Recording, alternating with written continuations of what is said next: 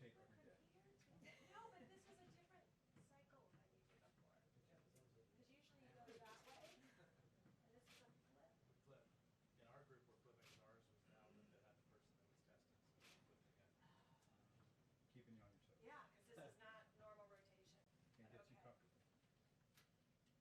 Watch this carefully.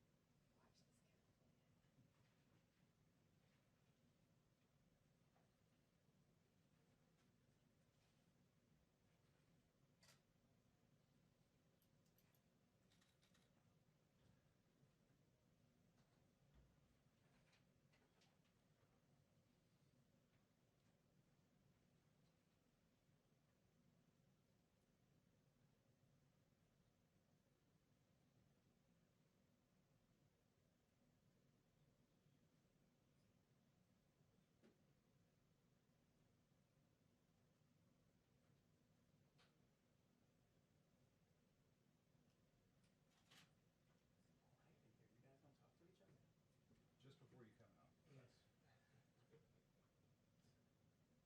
Have any of you watched Tiger King? Oh. Did you hear about this? I don't know what it's about. You I have see no it on time TV to- you all have the no time. time. I have no clue what it's about. But we pray for time to watch Tiger King. It's a documentary. I'm not sure you want to know. Here with private zoos. We're going to hold a briefing on that later. It's a whole different deal. We won't ask you about that. That was asked the other day. Yeah, I don't miss it. It's worth watching. How's your Finally granddaughter? gets around. Sick. Thank you. I haven't seen her, Yeah. but she's, Is she back to normal? yes. Once they get the rash, they just are great. It's the weirdest thing, but I have no idea how she got herpes 6 and run at home in quarantine with no one coming in or out.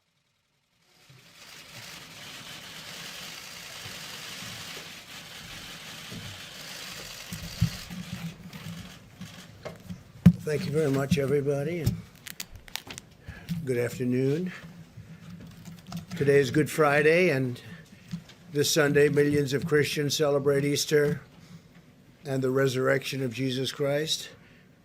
At this holy time, we pray that God will heal the sick and comfort the heartbroken and bless our heroes. As American families look forward to Easter, we're reminded that our story ends not in despair, but in triumph and renewal. Very appropriate, isn't it? I'd like to provide Americans an update on our ongoing efforts in the war against the invisible enemy. Before I do that, I'll have a couple of notes. The United States, in discussions last night with Mexico, Saudi Arabia, Russia, and in dealing with OPEC nations, we are trying to get Mexico, as the expression goes, over the barrel. And Mexico is committing to do 100,000 fewer barrels. The president and I spoke last night. We have a great relationship, great friendship. They're helping us very much at the border. They have 27,000 soldiers, Mexican soldiers, on our border right now, stopping people from coming into our country as our wall goes up. We're up to about 168 miles of wall. And in speaking with the president, they have a limit. The OPEC nations have agreed to a different limit, reduction of about 23%. So what I thought I would do, and I don't know that it's going to be accepted, we'll find out. The United States will help Mexico along, and they'll reimburse us sometime at a later date when they're prepared to do so. And we had a great conversation, but we'll find out how that all works out. As you know, they're trying to get rid of the glut of oil. There's a tremendous glut of oil, and we don't want anything to hurt our incredible industry. We're actually the largest producer in the world now, so we don't want anything to hurt those jobs, those great jobs in Texas and North Dakota and Oklahoma and everywhere. We have a tremendous energy, New Mexico, tremendous energy business, and we want to keep those jobs. So we're working on it. I think eventually it's going to work out. It may work out quicker than what most people thought possible, and maybe it won't, but it'll work out eventually. Our experts are monitoring the data from every part of our country having to do with the topic that we're here to discuss. in the midst of grief and pain, we're seeing clear signs that our aggressive strategy is saving countless lives. Tremendous progress is being made, although when you look at some of the numbers, I just spoke with Governor Cuomo, we had a good talk. When you look at those numbers, the numbers of death, people that have died, it's so horrible. Now, on the other side, you have the numbers of beds being used, we were just saying, are substantially reduced. That's usually the sign that it's heading in the downward curve. So New York, we know where that is. But in the midst of all this grief and this pain, we're seeing these signs, and we're seeing them very strongly. And a lot of that has to do with the aggressive strategy in saving so many lives. We're saving so many lives compared to what it could have been. So nobody knows what the number is, but we had a number of 100,000 lives. As many as that is, it's impossible to even think of it. And that was the low end, with a tremendous amount of work and a tremendous amount of, you can call it many different things. Our people had to be extremely strong and brave to be able to put up with what they've put up with. But the minimum, if you did this, social distancing, and every other aspect, and I think I can say 90%, maybe even more than that, we're able to do it. The minimum number was 100,000 lives, and I think we'll be substantially under that number. Hard to believe that if you had 60,000, you can never be happy, but that's a lot fewer than we were originally told and thinking. So they said between 100 and 220,000 lives on the minimum side, and then up to 2.2 million lives if we didn't do anything. But it showed a just tremendous resolve by the people of this country. So we'll see what it ends up being, but it looks like we're headed to a number substantially below the 100,000. That would be the low mark. And I hope that bears out. The situation in Detroit and New Orleans appears to be stabilizing. Detroit is really started to go up, and now it is stabilizing. And New Orleans is a great place. I have so many friends there. They can't believe what's happening, but it's really stabilized. I spoke with the governor of Louisiana, and as you know, we're building them additional beds right now, the Army Corps of Engineers and FEMA, and that is going to be done, and I hope they're not going to be very well used, because I think they've really, I don't think they're going to need them, or certainly not very many of them. We built them a big hospital of 1,000 beds, and now we're in the midst of doing another 1,000. I don't think they're going to be using very many of them, and that's a good thing. There was a time 2 weeks ago when we said that's not going to be nearly enough. We're going to have to build more, but we wanted to wait to see, and I'm glad we waited. It just looks like they're doing really well. Louisiana and the state of Michigan is doing really much better than we thought. In Washington State, we've made enough progress that the governor is now able to return an Army field hospital, so we're going to take that hospital. We don't think we need any more hospitals. We've built thousands of beds all over the country, and we think we're probably not going to need that hospital anyway. If we do, we're ready to move it to a different location. In New York, we're seeing hospital admissions declining very substantially, as I said, and nationwide the number of new cases per day is flattening substantially, suggesting that we're near the peak and our comprehensive strategy is working. Over time, our guidelines to slow the spread are decreasing the rate of new cases very substantially, and will result in fewer hospital admissions, and we're seeing that. It's incredible. I think with no exceptions, it's looking like it's lower. And again, that's because of the people doing what they had to do, great people, and working with elected representatives and the doctors, the nurses, and everybody. I mean, just everybody. So everybody so has been so amazing. I was told this morning again, please mention all of those people working in the grocery stores, and it's true. the checkouts and the clerks and the people that are really, and a number of those people have become infected. So we want to thank them and a shout out to them. With the tireless devotion of American doctors and nurses and all of the medical people, we've kept our fatality rate very, very low compared to other countries. My administration's closely monitoring the data on the virus's impact on our cherished African American communities because they've been hit hard. And the Surgeon General will be sharing more of that information right after we're finished here.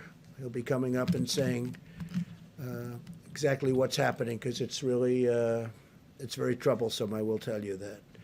I'd also like to provide clarity on the important point for many Americans on elective surgeries.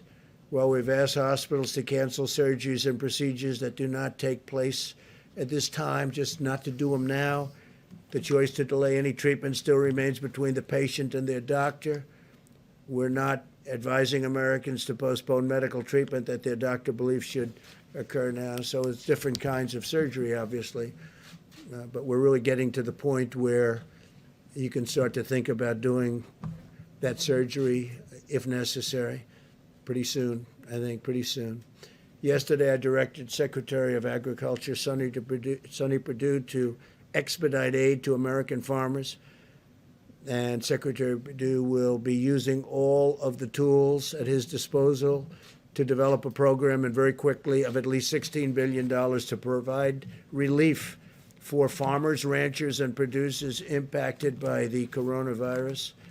In this time of crisis, we must keep our supply chains moving from the beginning, right from beginning to end, and we're committed to supporting the amazing men and women who produce supply. I did last night a statement on social media, and I said, I have directed Secretary Sonny Perdue to expedite help to our farmers, especially to the smaller farmers who are very, very badly hurting right now.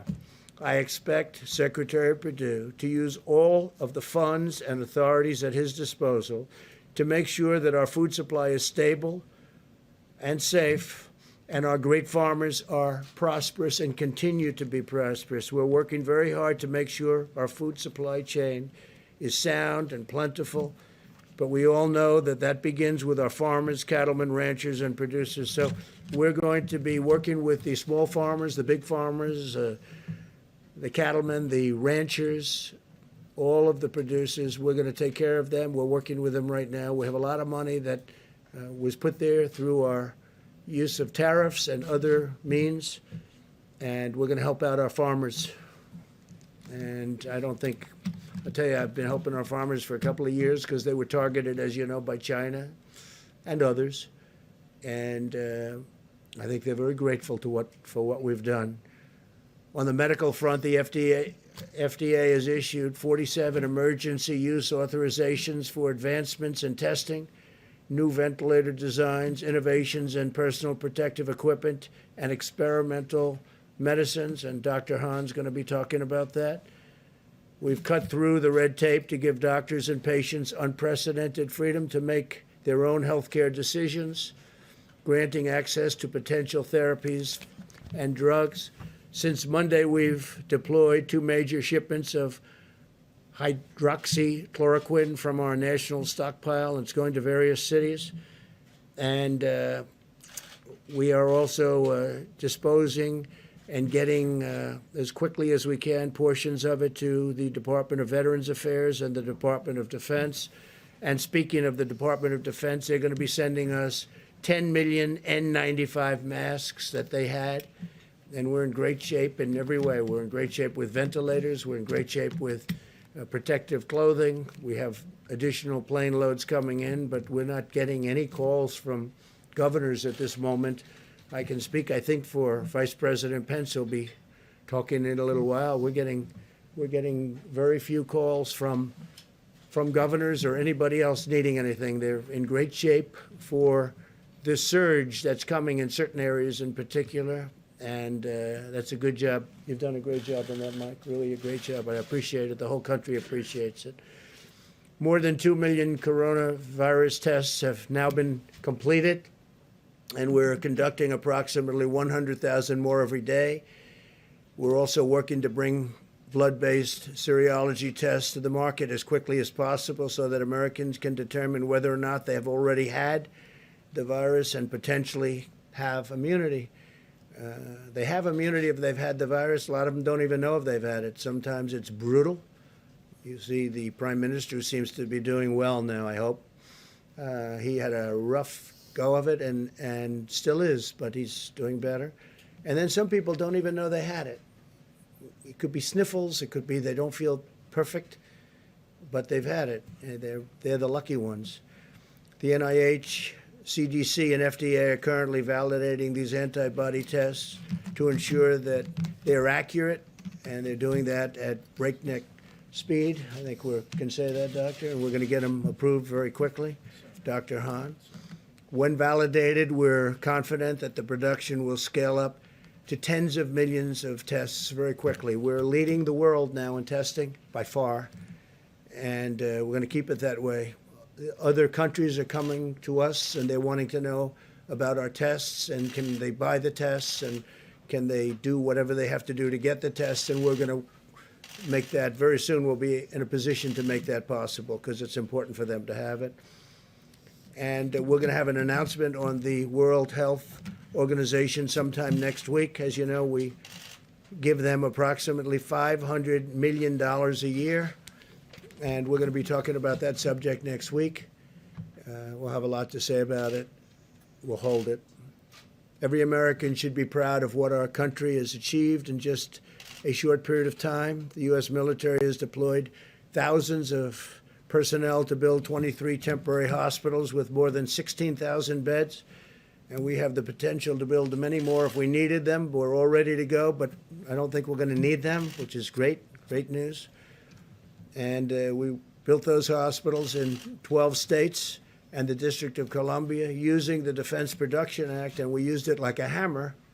A lot of the media said, oh, we weren't using it. We used it like a hammer, to a point where all we had to do is say the words and everybody gave us max, and they've done a good job. They really have done a good job with few exceptions. And we've harnessed the full power of American industry to produce ventilators and other essential supplies. Right now we're making thousands of ventilators, many of which we won't need, but we'll use them in our stockpile. And we'll build that up. We'll also help build up the stockpiles, which they should have had in the states, and so we're working with governors on that, and we'll also help other countries. There are countries that are calling us for help. They need ventilators, and they're in no position to build ventilators. We are. We have Ford and General Motors, and many companies are building ventilators. So we're going to be helping at a not too distant point. We're going to be helping quite a few of the countries. Now, we've launched Project Airbridge to deliver nearly 300 million pieces of personal protective equipment from and around the globe.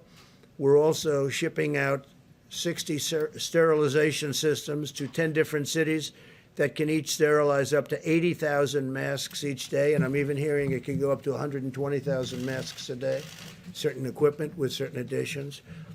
It's a company in Ohio that makes it. It's a great company, great. I hear it's a great product, works very well. I asked that question. I said, how come we have to buy so many masks? Why can't we sterilize the masks that are being used? And the answer was you can. In this case, they say up to 20 times. So we can take a mask, certain types of masks, the N95s in particular, and we can sterilize them, make them very clean up to 20 times. That's a great thing. In addition, we passed the largest emergency economic relief package in American history to save the U.S. economy and protect the American worker. As you know, this past week, which was 4 active days on the stock market, Good Friday today is not included. The markets are closed. In 4 days, we had the biggest market increase, stock market increase that we've had in 50 years. That tells you that there's a pent-up demand. That tells you they want to get back. There's something good going to happen. I really believe that. There's something very good going to happen. We have to get back. So think of it in this horrible period, this horrible, dark period where this monster came and worked its horrible, horrible spell over the world. 184 countries as of this morning. 184 countries. We've done well, and I guess the market thinks we've done well because we had the biggest stock market increase without one day. We're talking 4 days instead of 5 that we've had in 50 years. 50 years. Think of that. More than 50 years, actually. In short, the American people have launched the greatest mobilization of our society since World War II, deploying every scientific, governmental, medical, and military resource to defeat the virus. So I want to just start then with, we're going to answer questions later. We'll have time. I think we have a lot of time today. A lot of people are off, as they should be, Good Friday. So I'll stick around. We'll answer questions later. I want to start with Deborah Birx, please, Dr. Birx, and you can go over some of the numbers we just looked at, and that'd be great. Thank you very much, Deborah. Thank you, Mr. President, and thank you for outlining how well we are doing in a series of metro areas. What also has been encouraging for those of you who are watching epidemic curves every day, and I'm sure you are, and watching them in log phase, because that's how epidemiologists like to look at their curves, you can see for the first time that in the United States we're starting to level on the logarithmic phase like Italy did about a week ago. And so this gives us great heart that not only in specific places, but we're starting to see that change. Obviously, a lot of that is driven by the improvement in New York City. Remember, for a long time, they were over 50% of our cases and 50% of our new cases. That has dramatically changed because of the impact of what the citizens of New York and New Jersey and across Connecticut and now Rhode Island are doing to really change the course of this pandemic and really change the trajectory of new cases. We're seeing that what many states and metro areas were experienced as twofold and fourfold increases that went to twofold, that now those are going to 8 days between the doubling rate. Watching this every day gives us hope across these metro areas from New York and New Jersey and all through Denver and, of course, through New Orleans. We still see cases occurring in the Boston area and in Chicago, but their rate of increase seems to be stabilizing. And we really want to call out the work of the mayors of Baltimore and the district and Philadelphia, who have really brought all of their health experts together and working with their communities are starting to really change the curves in those areas. What we're seeing is we're united in social distancing. And that's been very encouraging to all of us. And it should be encouraging to the healthcare providers that are on the front line, many of which are serving our Americans with such dignity and respect and ensuring that everybody gets optimal care. And as the president noted, our mortality in the United States is significantly less than many of the other countries when you correct them for our population. And that is really solely the work of our frontline healthcare providers. And so working with, you can really, hopefully you get the theme today that we are incredibly proud of our public health leaders at the city level, at the state level, at the federal level, who are working together to really change the course of this pandemic, working with their citizens and their communities to make these changes. And the American public, who have really taken all of this to heart and stayed home. I know last week we really asked a lot of people in the Washington and Baltimore area to consolidate, not go out frequently to grocery stores or pharmacies. You can really see that that's having a huge impact. So it's really about the encouraging signs that we see, but as encouraging as they are, we have not reached the peak. And so every day we need to continue to do what we did yesterday and the week before and the week before that, because that's what in the end is going to take us up across the peak and down the other side. We continue to really applaud the work of California and Washington State and Oregon. We're learning from all three of those states, from their public health officials, about how they were able to keep the virus from ever becoming logarithmic. And I think that's an important lesson for all of us on how they did that, what the timing was in case we ever have to face this issue in the future. Thank you, Mr. President. Thank you very much, Deborah. Tony, Doctor, please. Thank you very much, Mr. President. So again, just keeping on the theme that Dr. Birx had mentioned, this is the end of the week, that famous week that we spoke about last weekend, in which what actually was predicted to happen happened. We're starting to see the leveling off and the coming down that Dr. Birx had mentioned. But it's important to remember that this is not the time to feel that since we have made such important advance in the sense of success of the mitigation, that we need to be pulling back at all. I was actually hearkened by the fact that we've been talking about the New York, New Jersey, New Orleans, and other areas where they have really big spikes. But there's other parts of the country, in the middle parts of the country, where they're concerned to make sure they don't get those spikes.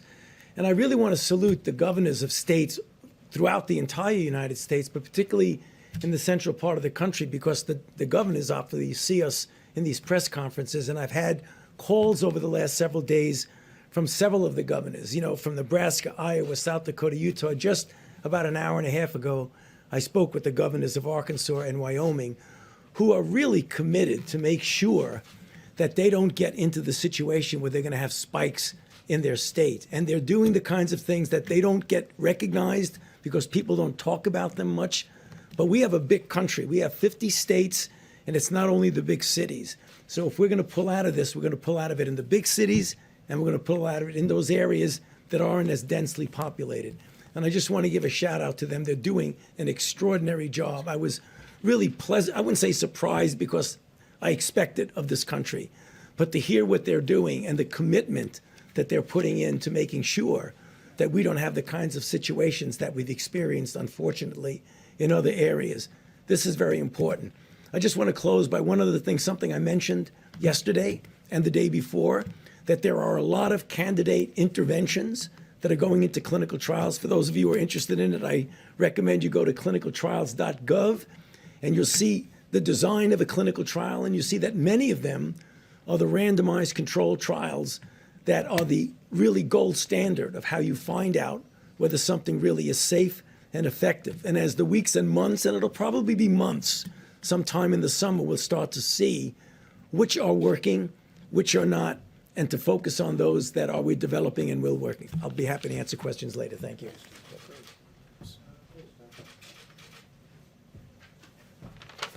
Thank you, Mr. President. The White House Task Force has been very focused on increasing the supply of personal protective equipment for our great providers. I was one of those providers a few months ago, and I can tell you nothing is more important than making sure they have what they need. So in order to increase the supply of N95 masks, FDA has worked with industry and has now authorized 2 companies who will supply machines to sterilize N95 masks. Admiral Polovchek and FEMA are purchasing on behalf of U.S. government 60 sterilization machines, as mentioned by the President, and they will be positioned around the country to increase the amount of supply of N95 masks. Each machine will be able to sterilize 80,000 N95 masks per day, and we hope to actually increase that further. The Vice President and the White House Task Force challenged us yesterday, and we responded as a team. FDA issued revised guidance regarding the laundering of gowns, because gowns are another issue in terms of supply that we're looking forward on. This is not something that normally happens around the country, but issued this guidance. It's on our website now at FDA.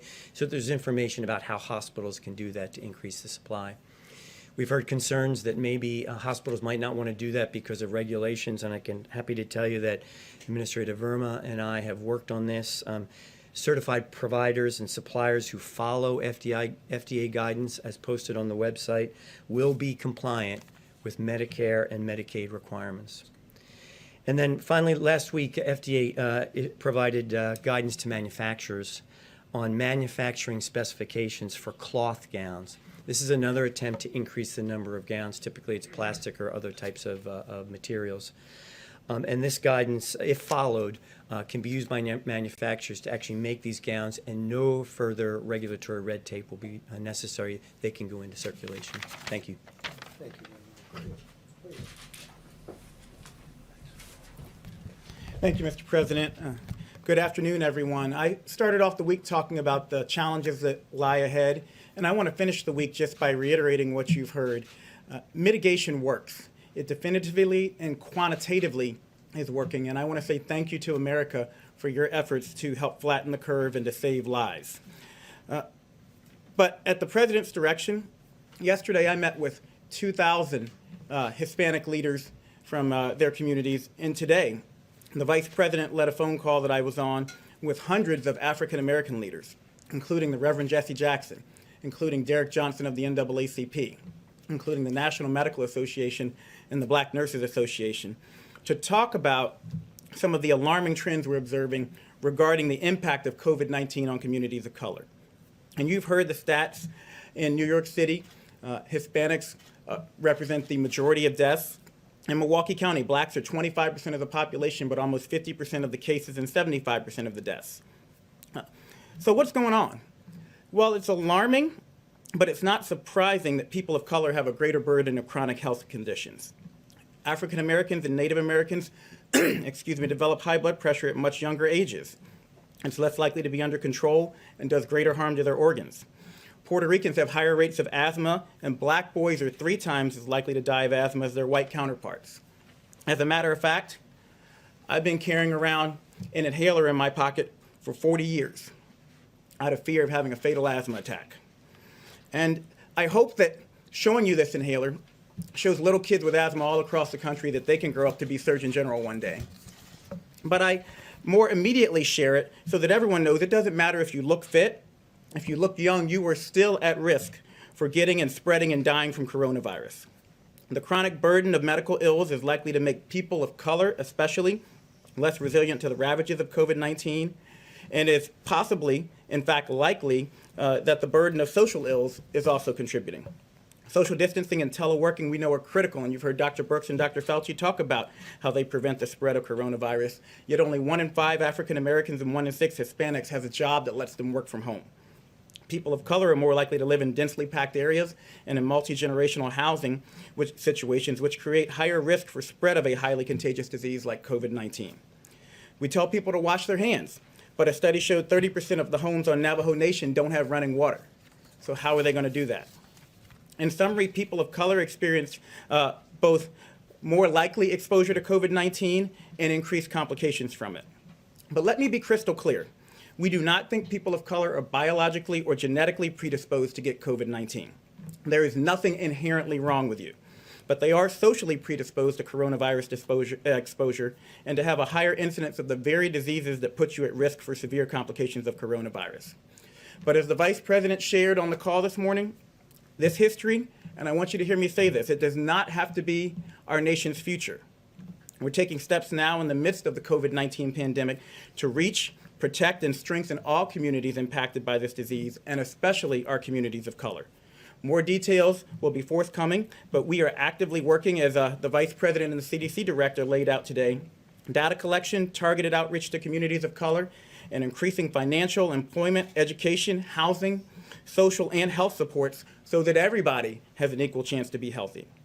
And I want to close by saying that while your state and local health departments and those of us in public service are working day and night to help stop the spread of COVID-19 and to protect you regardless of your color, your creed, or your geography, I need you to know you are not helpless. And it's even more important that in communities of color, we adhere to the task force guidelines to slow the spread. Stay at home if possible. If you must go out, maintain 6 feet of distance between you and everyone else, and wear a mask if you're going to be within 6 feet of others. Wash your hands more often than you ever dreamed possible. Avoid alcohol, tobacco, and drugs. And call your friends and family. Check in on your mother. She wants to hear from you right now. And speaking of mothers, we need you to do this, if not for yourself, then for your abuela. Do it for your granddaddy. Do it for your big mama. Do it for your pop-pop. We need you to understand, especially in communities of color, we need you to step up and help stop the spread so that we can protect those who are most vulnerable. This epidemic is a tragedy, but it will be all the more tragic if we fail to recognize and address the disproportionate impact of COVID-19 and an array of other diseases and risk factors on communities of color. The task force and this administration are determined not to let that happen. The president, the vice president have said we will not let that happen. We can't fix these issues overnight, but I promise you we will work with your communities to quickly and meaningfully move the needle in the right direction. Nothing less than the fate of our families and friends, my family and friends, depends on it. Thank you very much, Richard. Thank you. Mike, please. Thank you, Mr. President. Today, the White House Coronavirus Task Force met and heard from the President the gratitude that he and I know all the American people feel for all the dedicated workers at FEMA, HHS, U.S. Public Health Service, FDA, and all those that are literally working on your behalf around the clock to partner with states, to partner with local health officials. And Mr. President, allow me to add my thanks and admiration to all of the entire team here at the federal level. On this Good Friday, we remember those who've lost their lives to the coronavirus. We remember their families, our dedicated healthcare workers, and our first responders. And we do well on this special day for Christians across this country to remember them in our prayers. But as you just heard from Dr. Birx and from the experts, it's also a good day to remember that Good Friday is always followed by Easter Sunday. And there is hope. There is hope in this moment that thanks to what the American people are doing every day, adhering to the President's coronavirus guidelines for America, thanks to the fact that Americans are listening to state and local leaders and putting the health of their family members and neighbors first, we're getting there, America. We're making progress. But it's imperative that we all continue to implement all of the guidance in the 30 days to slow the spread. As the Surgeon General just attested, at the President's direction, we engaged more than 400 leaders in the African American community today. And allow me to express my appreciation for their leadership and their efforts in communicating to African Americans and other minority populations some of the unique challenges that those communities face in the midst of this epidemic. And the CDC, as the Surgeon General said, is working on not only studying the issue, but very rapidly issuing new guidance. And we'll be communicating that new guidance to all of those great leaders. On the subject of testing and supplies, the President gave a great amount of detail. More than 2.1 million tests have been performed, and we continue to work very, very closely with FDA and suppliers around the country to expand the ability of testing. And you just heard Dr. Hahn reflect on the fact that very soon we will have an antibody test that Americans will be able to take to determine whether they ever had the coronavirus. I spoke today to the governor of Colorado, Jared Polis. We've been in contact with Senator Cory Gardner about an outbreak at a particular meatpacking facility in the Colorado area. And at this time, our team is working with the governor and working with the senator to ensure that we flow testing resources. At this point, there are some 14 people hospitalized, maybe 200 to 300 of the workforce have been impacted, and we spoke about providing those resources this weekend. I want to encourage people in Colorado that we will work to support that effort, but I also want to emphasize that all of the people that are working in food supply, from farmers to meat packers to distributors to truckers to grocers, continue to have our gratitude, as President Trump said just a few moments ago. On supplies, more than $5 billion have been obligated to the states. 29,600 National Guard have been activated. And at the President's direction, more than 4,700 active duty military personnel have been deployed, medical military personnel in 9 states, focusing on the areas of most significant epidemic. Air Bridge, 26 flights have been completed. 4 flights are scheduled to arrive today, bringing 250,000 gowns, 25 million pairs of gloves. 54 more flights are scheduled, literally bringing in supplies from around the world. Finally, let me say, as we go into this very special weekend, into Easter services, I know I speak on behalf of the President when I say how grateful we are to all of the churches that have been there, and their ministries have been working under great difficulty to continue to provide for the needs of your members. There have been food drives. There have been phone calls, and ministry has continued, and we are grateful for the role on this Holy Week that our churches, our synagogues, and all of our houses of worship have played. On their behalf, allow me to remind you that even if you're not in the pew this Easter Sunday, if you are able, it's still a good idea to give, because those ministries continue to go forward, and we encourage you. We encourage you to continue to support them. We also want to say very respectfully to all the church communities around this country and all the places of worship to continue to heed the guidelines issued in the President's coronavirus guidelines for America. We know it's difficult in this time of year, particularly, Mr. President, to avoid gatherings of more than 10, but we're grateful that so many churches, synagogues, and places of worship have done just that, and we urge you to continue to do it. And to my Christian brothers and sisters across the country, let me encourage you with the words. We should all remember that Jesus said, wherever two or more are gathered, there he is also. And so you can worship, you can celebrate Easter, and know that you'll be blessed in so doing, and you'll be serving the nation. Thank you, Mr. President. Great job, thank you. Okay, it's Good Friday, let's be nice. Okay, let's be real nice. Yeah, please, go ahead. Thanks, Mr. President. Can you clarify a little bit what the U.S. offered to Mexico in order to agree to that oil deal? And then also go into detail about what you spoke about on oil with President Putin this morning. So all of the OPEC nations met, and others, and they're all agreeing to cut back because there's a tremendous glut. We're filling up our strategic reserves. We don't even have room to store it. In fact, they're using ships to store oil. There's never been anything like this. It was being overproduced to start off with, and then you had the virus, and that took off 40% right there. So we have, there's a lot of oil like nobody's ever seen before. It's good in many ways, and depending on where you are, who you are, it's bad. We have a tremendous energy business with hundreds of thousands of jobs. We're doing great. Number one in the world. So they all got together, and they said, we're going to cut it because we have to get rid of this tremendous supply. Now, the good news is gasoline prices, I'm seeing 90 cents, 85 cents in different parts of the country a gallon. Nobody's ever seen that. I guess you have to go back to the 1950s where they had the big, large dollar bills. Remember? You don't remember. You're too young. But the fact that you have to go back a long ways to see it. So there's some good. The airlines are trying to come back. Having low fuel costs is good for them, and other reasons. Steel manufacturing, but a lot of the steel goes to building what we do for the oil and engineering firms. So, you know, that's a double-edged sword. But we want to keep our energy. We want to remain independent. We will remain independent, I think, regardless. But we want to get rid of this tremendous overflow. There's no place to even store it. So the OPEC nations met. They've been meeting. And, you know, I've hated OPEC over the years, absolutely hated them. But obviously it broke down.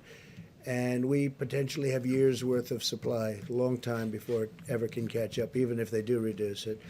And they agreed, but Mexico didn't agree. It was one of the few countries that didn't agree. This is OPEC Plus. These are OPEC Plus countries outside, you understand? Yes. And Mexico didn't agree. And I understand the president very well. He has a level when he came in, and he wanted to keep it at that level. Oil is important for Mexico. The problem is, and I explained it very strongly, you know, you're going to be selling it for $5 or $10 a barrel, so in the end it's bad. But he did have some political difficulty with it, frankly, and I understand that too. And it's a small amount for us. It's a large amount for Mexico, but it's a very small amount for the United States, being the biggest producer.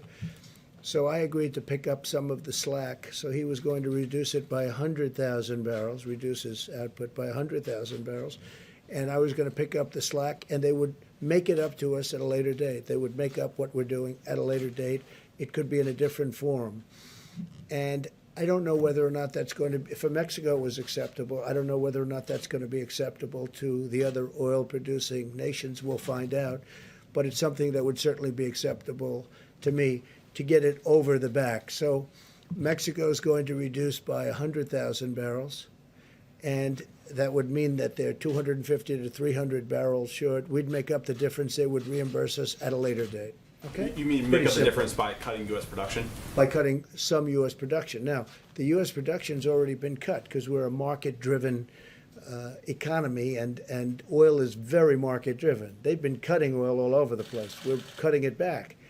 And what does it mean really? It means we have it in the ground, we can use it. Now we have a lot of ground with a lot of oil in it. I think we're number one in that too. We're probably number one, especially with ANWR. As you know, I got ANWR approved in Alaska. That's one of the biggest finds anywhere in the world. So when you add it all up, I think we're probably number one, even in what we have under. We're very lucky. We grew up in a land that was rich in a lot of ways, but it's also rich because it has a lot of oil underneath, oil and gas. And as you know, natural gas, LNG, is all over the country now at a very low price. And our carbon, our atmosphere, the level of environmental cleanliness is at its all-time best right now, all-time best, because we are using a lot of natural gas.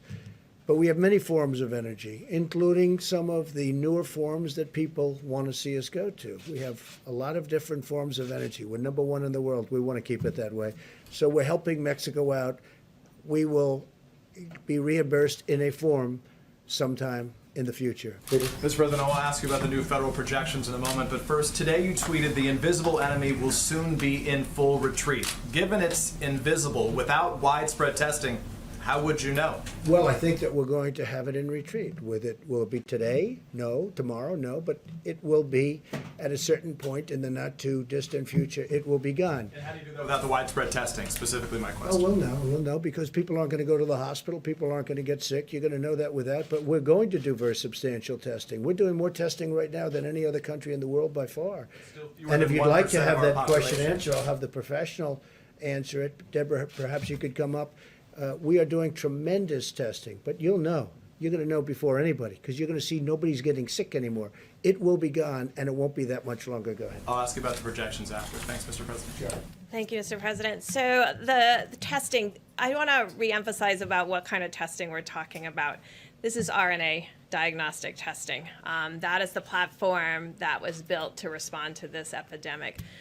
It is the same platform that we utilize for HIV viral loads. And so many HIV clients have also given up their space on the machines to have these tests run for all of Americans.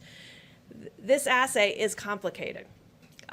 It's not like an assay that you have for your other diseases, your strep test or other diseases like that. This is a very complicated assay that requires a lot of technical oversight, and it's part of the reason why not all 100% our machines are running at full capacity, but we had great discussion with the lab directors about that. Every day more are brought online, and so, but I think we have to create expectations of what the daily test rates will be. Last year, we probably did 3 million HIV viral loads or 4 million HIV viral loads as a country. We've done over almost 2.2 million in 4 weeks.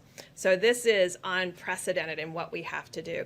I think that's why we're working very hard for 2 pieces, and I want to make sure that people understand testing is just part of our strategy. The other part of the strategy has to be this syndromic and influenza-like illness where there's an alert to an illness, and so that we're surveying where we know the most vulnerable cases have appeared. And the great call that I had with the mayors and with the health officials yesterday and mayors today, a lot of the rural areas, their primary, and as it was in Washington and California, was at the nursing homes. So the issue is to build a testing strategy that speaks to our strengths, of laser focusing a strategic approach to testing when we know what our volumes are, and they increase every day, but we have to be realistic about what the volumes will be a week, 2 weeks, 3 weeks from now, and combine that with strategic surveillance so that we're testing symptomatic people and their contacts very quickly to go back to contact tracing, utilizing our complete strategy. And I think we're very much interested, and it's why the president 3 weeks ago really put us on getting an antibody test. And I think I called from the podium for our university colleagues and hospitals to begin an ELISA-based test because that's a blood draw, but we really wanted a finger prick to make it easy and deployable. That's what's being worked on now. Of course, we don't want to promise until we have it, because I think we deserve that. The American people deserve that, to have a test that is efficient to let people know who's been positive for immunity. That's critical to epidemiologists and public health officials to know what the penetrance of a virus was into a community when all you're seeing are the serious cases and testing the most symptomatic. And so that's a question that we still have. Is this the tip of the iceberg? Or is this half the iceberg or 3/4 of the iceberg, what we have seen to date? And we have, I just want to complete the thought by saying in the areas where we had an outbreak, these large metros, Louisiana, Denver, Detroit, Chicago, New York, New Jersey, but per capita, we've done more tests than any other place in the world. That was intentional. We focused the test where the need was the greatest and the burden of disease the greatest. And now we're trying to really see how strategically that very valuable resource can be utilized around the countries to create a mosaic of testing combined with surveillance. Can I ask you about the new federal projections? There's new reporting today. The new federal projections suggest lifting. I'd like to ask you, if I can, about the new federal projections that suggest lifting the 30-day shelter-in-place orders would lead to a spike in infections. Have you seen those new projections from your Department of Homeland Security and HHS? I First have of all, not. When did they say this would take place? When? they said that it would take place if the 30-day shelter-in-place were to be removed. There are 3 different No, we'll examples. talk about that. Doctor, would you like to talk Does that about that? impact your thinking, though, that those? We haven't seen it. I haven't, they haven't seen it. I guess you're saying, I guess they leaked it to NBC. huh? They didn't leak it to us. It's being reported by Nobody's others. seen it, and they're the ones that do it. It's your So administration, so I asked. It's from the HHS and DOJ. Yeah, But find out. I'll circle back. we'll and say- find out about it. They don't know about it. So in You want to terms, say something, Senator? First of all, Peter, I haven't seen that, so I can't quote on that. New York But Times just yeah, reported within the that's last okay. few I still haven't seen it. I've been in here all day. I'm just saying, I'm just telling you what I know. So what I think that they're talking about is that whenever you pull back, you would expect that you might start seeing cases. And what we've been talking about, what Dr. Birx has just mentioned, is that when you see that, that's where you want your resources to be able to very efficiently, in real time, identify, isolate, and contact trace.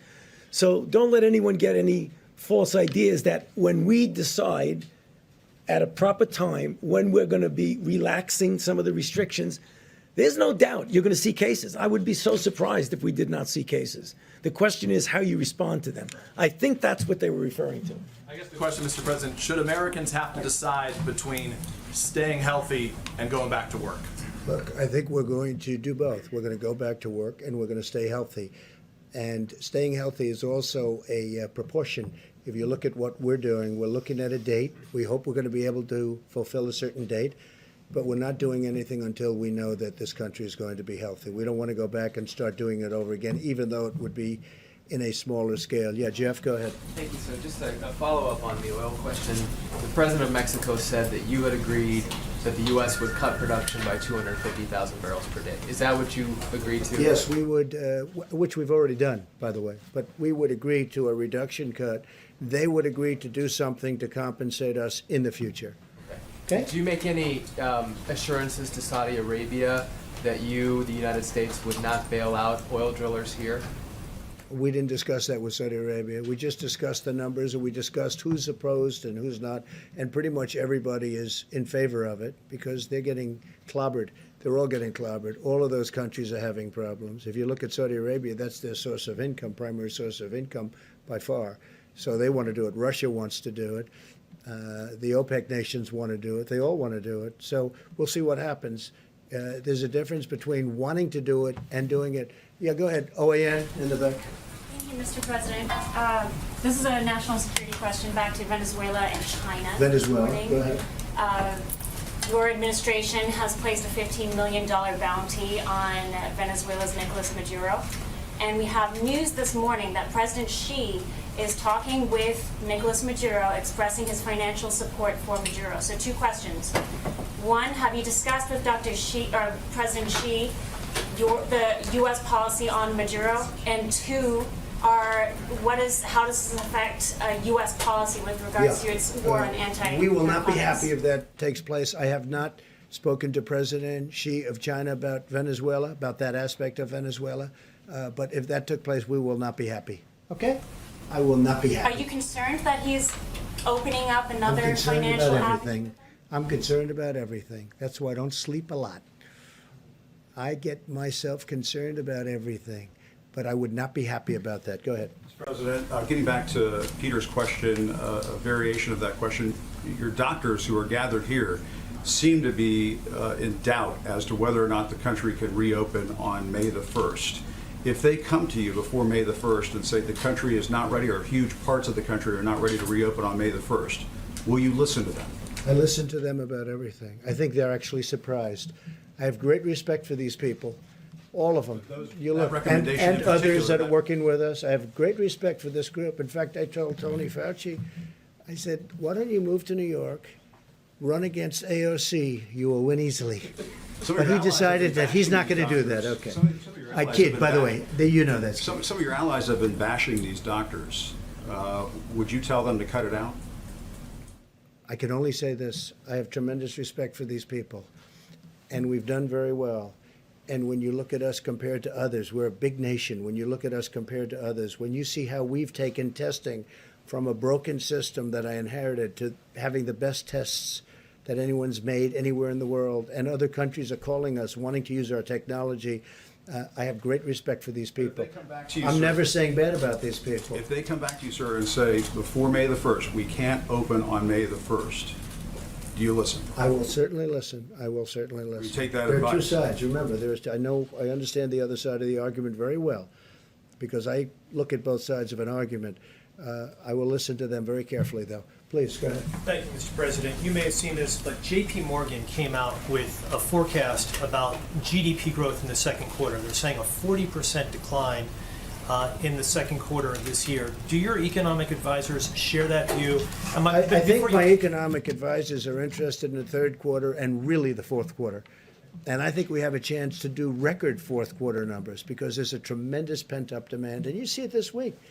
I mean, what reason would there be other than faith in us and in this country, faith in this group and me and our vice president and everybody, governors perhaps, you can add them into it also. What reason would that be for, in a shortened week, 4 days instead of 5, to have the biggest stock market gain in over 50 years? So I think that, to me, there's a sign. Hey, look, with all we've been down, I mean, we've never been hit. I don't know, has this country ever been hit like this? Probably not. 1917, but that was different, and it was a different time. And frankly, Europe took the brunt of it. We didn't, but it was a terrible time also. But probably never been hit like this, right? Somebody was saying, in fact, I was speaking with Governor Cuomo about it because we were in New York City, a place we love, New York State, with the World Trade Center. And that was approximately 3,000 people. Well, we've doubled that in this same area. We've doubled that, more than double it, substantially more. And it's obviously going. We had our highest number yesterday and the day before. Okay, with all of this news, what would lead you to believe that we're going to have the best stock market week, shortened week, in 50 years? Almost broke the all-time record. You know what that is? That's a pent-up demand. Now, that's my opinion. The other thing is we're doing tremendous stimulus plans. And despite what you're reading, there's back and forth, but we are getting along with the Democrats. They want to see something happen. We have to help our workers. We have to help our small businesses. We have to help our restaurants. I think deductibility will be great for entertainment, restaurants, all of that. Look, I think with the stimulus, with the people, with what we've got going, with all of the things, we're going to be meeting with the airlines over the weekend. We have a great plan for the airlines. We've got to keep the airlines going. It's never been a great business, but it's a very vital business for the country. We're going to be meeting with Boeing. We're going to be meeting with a lot of companies that are great companies and were great companies a short while ago. I mean, we can't let anything happen to Boeing. It's, got so much potential. You talk about potential. Can anything have more potential than that? So we have a lot of very exciting things taking place. We have tremendous plans. We have tremendous stimulus. And I think we have a chance to do really well. So this quarter isn't the quarter I'm looking at. Third quarter, we start to think about it. And I think fourth quarter is going to be at a level that maybe we haven't seen before. I think our country, with the stimulus, with all that we've been through, we've learned a lot. Don't forget, we've learned about pandemics and epidemics. We've learned a tremendous amount. And with all that we've learned. As an example, we're making ventilators. We have thousands of them being delivered in the very near future. We have countries calling us, can we have ventilators? That would have been an unthinkable call. I wouldn't know what to say. They have people dying, but we needed them for ourselves. We have plenty before the surge. In New York, they need far fewer hospital rooms, or far fewer hospital beds in particular, than we thought. And I have to say, Dr. Birx told me that 4 weeks ago, 6 weeks ago. Remember, you said, that number's too high. We don't need that many. And based on what she said and others, we did what we had to do. We actually gave the maximum. We built Javits. We sent the ship in. We then made the ship COVID because, there weren't a lot of people on the roads. You didn't have the accidents that we thought, other unrelated accidents. Nobody driving. Normally you have a lot of car accidents. You have a lot of motorcycle accidents. You have people going to the hospital. We didn't have that. We had almost none of it. So a lot of things have happened. I think we have a chance to be stronger than before. I really do. I think the stimulus is very important, what we're doing. I think it's very, very important. Please, go ahead. Mr. President, may I ask you about credit and debt as well? Yeah. Many American individuals, families have had to tap their credit cards during this period of time, and businesses have had to draw down their credit lines. Are you concerned, Mr. President, that may hobble the U.S. economy? All of that debt, number one. And number two, would you suggest to credit card companies to reduce their fees during this time? Well, it's something that we've already suggested. We're talking to them. Business interruption insurance. I'd like to see these insurance companies. You have people that have paid. When I was in private, I had business interruption. When my business was interrupted through a hurricane or whatever it may be, I'd have business where I had it. I didn't always have it. Sometimes I had it. Sometimes I have a lot of different companies. But if I had it, I'd expect to be paid. You have people, I speak mostly to the restaurateurs, where they have a restaurant. They've been paying for 25, 30, 35 years, business interruption. They've never needed it. All of a sudden they need it. And I'm very good at reading language. I did very well in these subjects, okay? And I don't see the word pandemic mentioned. Now, in some cases it is. It's an exclusion. But in a lot of cases, I don't see it. I don't see reference, and they don't want to pay up. I would like to see the insurance companies pay if they need to pay, if it's fair. And they know what's fair, and I know what's fair. I can tell you very quickly. But business interruption insurance, that's getting a lot of money to a lot of people. And they've been paying for years. Sometimes they just started paying. But you have people that have never asked for business interruption insurance, and they've been paying a lot of money for a lot of years for the privilege of having it. And then when they finally need it, the insurance company says, we're not going to give it. We can't let that happen. Please, go ahead. Thank you, Mr. President. On March 6th, you said anyone who wants tests can get a test. Now you're saying that you would be open to reopening the government without having a national testing system. How do you square those two statements, given that there are still issues with testing going forward? And how can you tell people that they're not going to have their lives put at risk? I got it. There's not a lot, and it's a good question. There's not a lot of issues with testing. Certain sections of if we go to Iowa, we go to Nebraska, and interestingly, Idaho is very interesting because they had a few breakouts, small breakouts, but they're very, very capable states, and they're big distances, a lot of land, a lot of opening. You don't need testing there. Where you have a state with a small number of cases, some states with almost none. West Virginia hung in for a long time, as you know, with none for a long time. So when you have that, you don't need testing. You don't have to test every person in the state of Iowa, as an example. You don't have to test every single person to say, let's open up and let's get the tractors moving and let's get the corn and let's open up all of the different things they do in that great state. You don't need that. And with that being said, if there's a little hot corner someplace, we'll be testing. But I think Deborah speaks to this very well. The same thing in New York. That's what we talked to Governor Cuomo about this morning. We have the Abbott test, which is very quick and very easy, goes very fast. Then we have a lesser test that we talked about where we can talk about a larger area. But you're going to know. So we're going to do testing, but you don't need to test 325 to 350 million people because, number one, it's unnecessary. Vast numbers, vast areas of our country don't need this. I think you agree with me on that. You just don't need it. Now, we have certain hot spots. So Louisiana's a hot spot, New York's a hot spot, Detroit's a hot spot. And then you have certain areas in certain hot spots that you have to even go more so. And we're doing all of that. Remember this, we've done more testing than any country in the world. And we have the best test. And we developed this over a very short period of time. Please. Can I ask you also about the African American disparities? Yes, I have sure. a question for you and a question for the Surgeon General. Sure. For you, Mr. President, we know that these health disparities have existed for a long time among African Americans, Latinos, and other people of color. Why did the administration possibly have a plan directed at those communities to prevent high death rates, knowing that the health disparities were there? Well, we do have a plan, and one of the things I'm most proud about is what I've been able to do for the African American community. The lowest job numbers in the history of our country. This was For the virus, excuse me, of yeah, course. just before the virus came. Well, I'm just saying, because, this has been here for 3 weeks, right? So just before, African American community had the lowest unemployment, the best employment numbers. More African American people and communities have been thriving. If you look at our opportunity zones and what we did, Tim Scott, who's fantastic, a fantastic senator, came to me, opportunity zones, more jobs for African Americans than ever before, better health care than they've ever had before. All of these things. The Surgeon General spoke to it, and he spoke to it, I thought, really brilliantly. I found it very interesting what he said, and I'd love you to come up and answer the second part of a question, because I think you would do it a much better job than I would. Please. Thank you, Mr. Surgeon you. General. Thank you very much. Thank you. I have a quick question for you.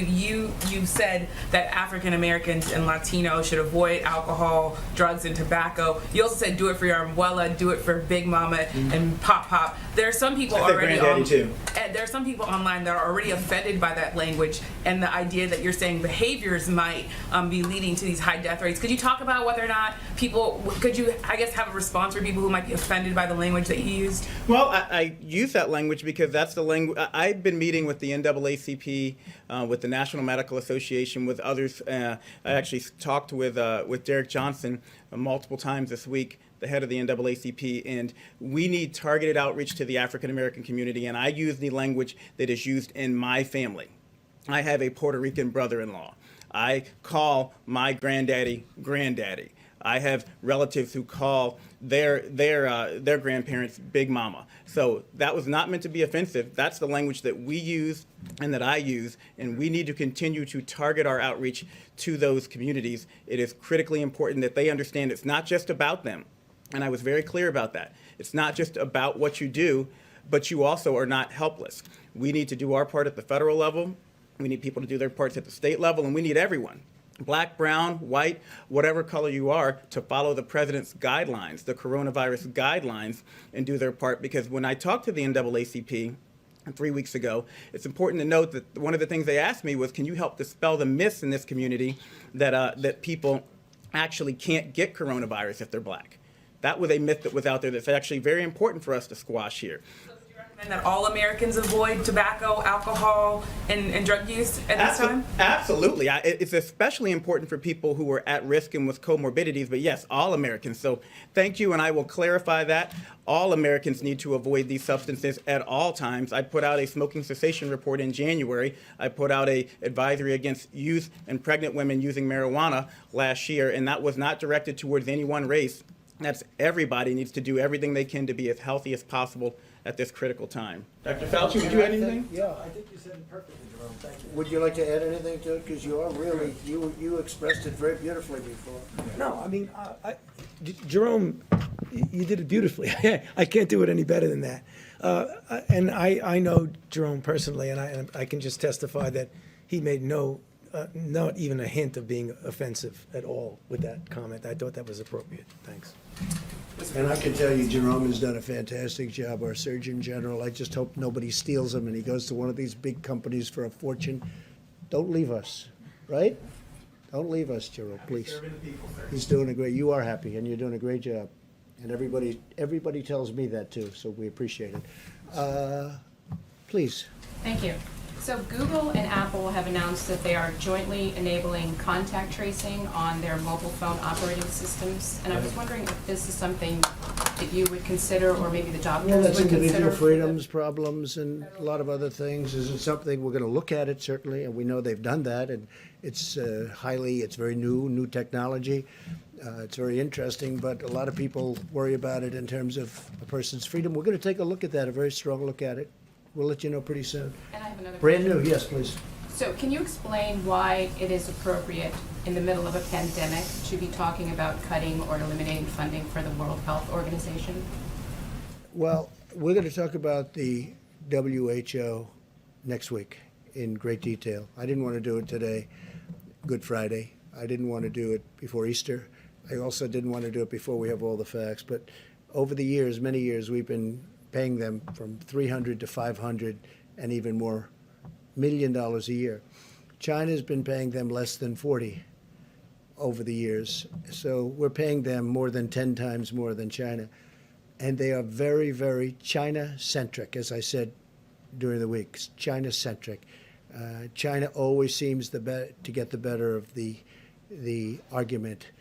And I don't like that. I really don't like that. I don't think that's appropriate. I don't think it's fair to the American people. And, you know, I tell that to President Xi. I tell that to Dr. Tedros.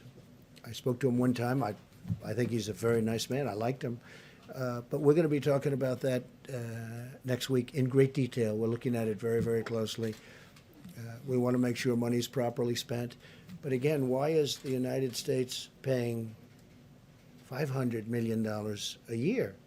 It's a lot. And why is, okay, that's a lot. And why is China paying this year, $42 million, but generally under 40, so it's in the 30s. So we're at 500, 452, 400, 401, different amounts, different years. And they're at 40, 38, 36, 35, 32, 31. No, but you have to ask yourself that question.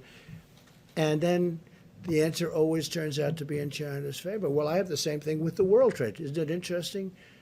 World trade. So we have World Health and we have World Trade. So we have the World Trade Organization. And until I came along, we were losing cases, so many cases, it was ridiculous. We were always losing these cases, I mean, almost every case. And now we're winning cases. We just won $7 billion because they know I'm not going to put up with it. China has been unbelievably taken advantage of us and other countries. You know, for instance, they're considered a developing nation. I said, well, then make us a developing nation, too. They get big advantages because they're a developing nation. India, a developing nation. The United States is the big developed nation. Well, we have plenty of development to do, okay? And now we're winning cases because they know that if we're not treated fairly, I'm going to pull out.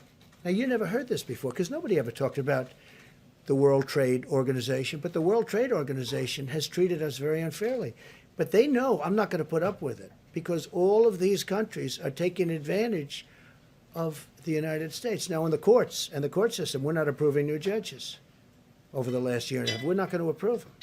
And Bob Lighthizer is working very hard on that. But we had always a minority position, meaning numbers of judges. So we'd have a minority number of judges. I said, how do you win with a minority number of judges? But all of a sudden we're winning. And the reason we're winning is they know if they don't treat us properly, and we won $7 billion just this very recently, and the money is pouring in. And we won other cases too. We won a lot of cases.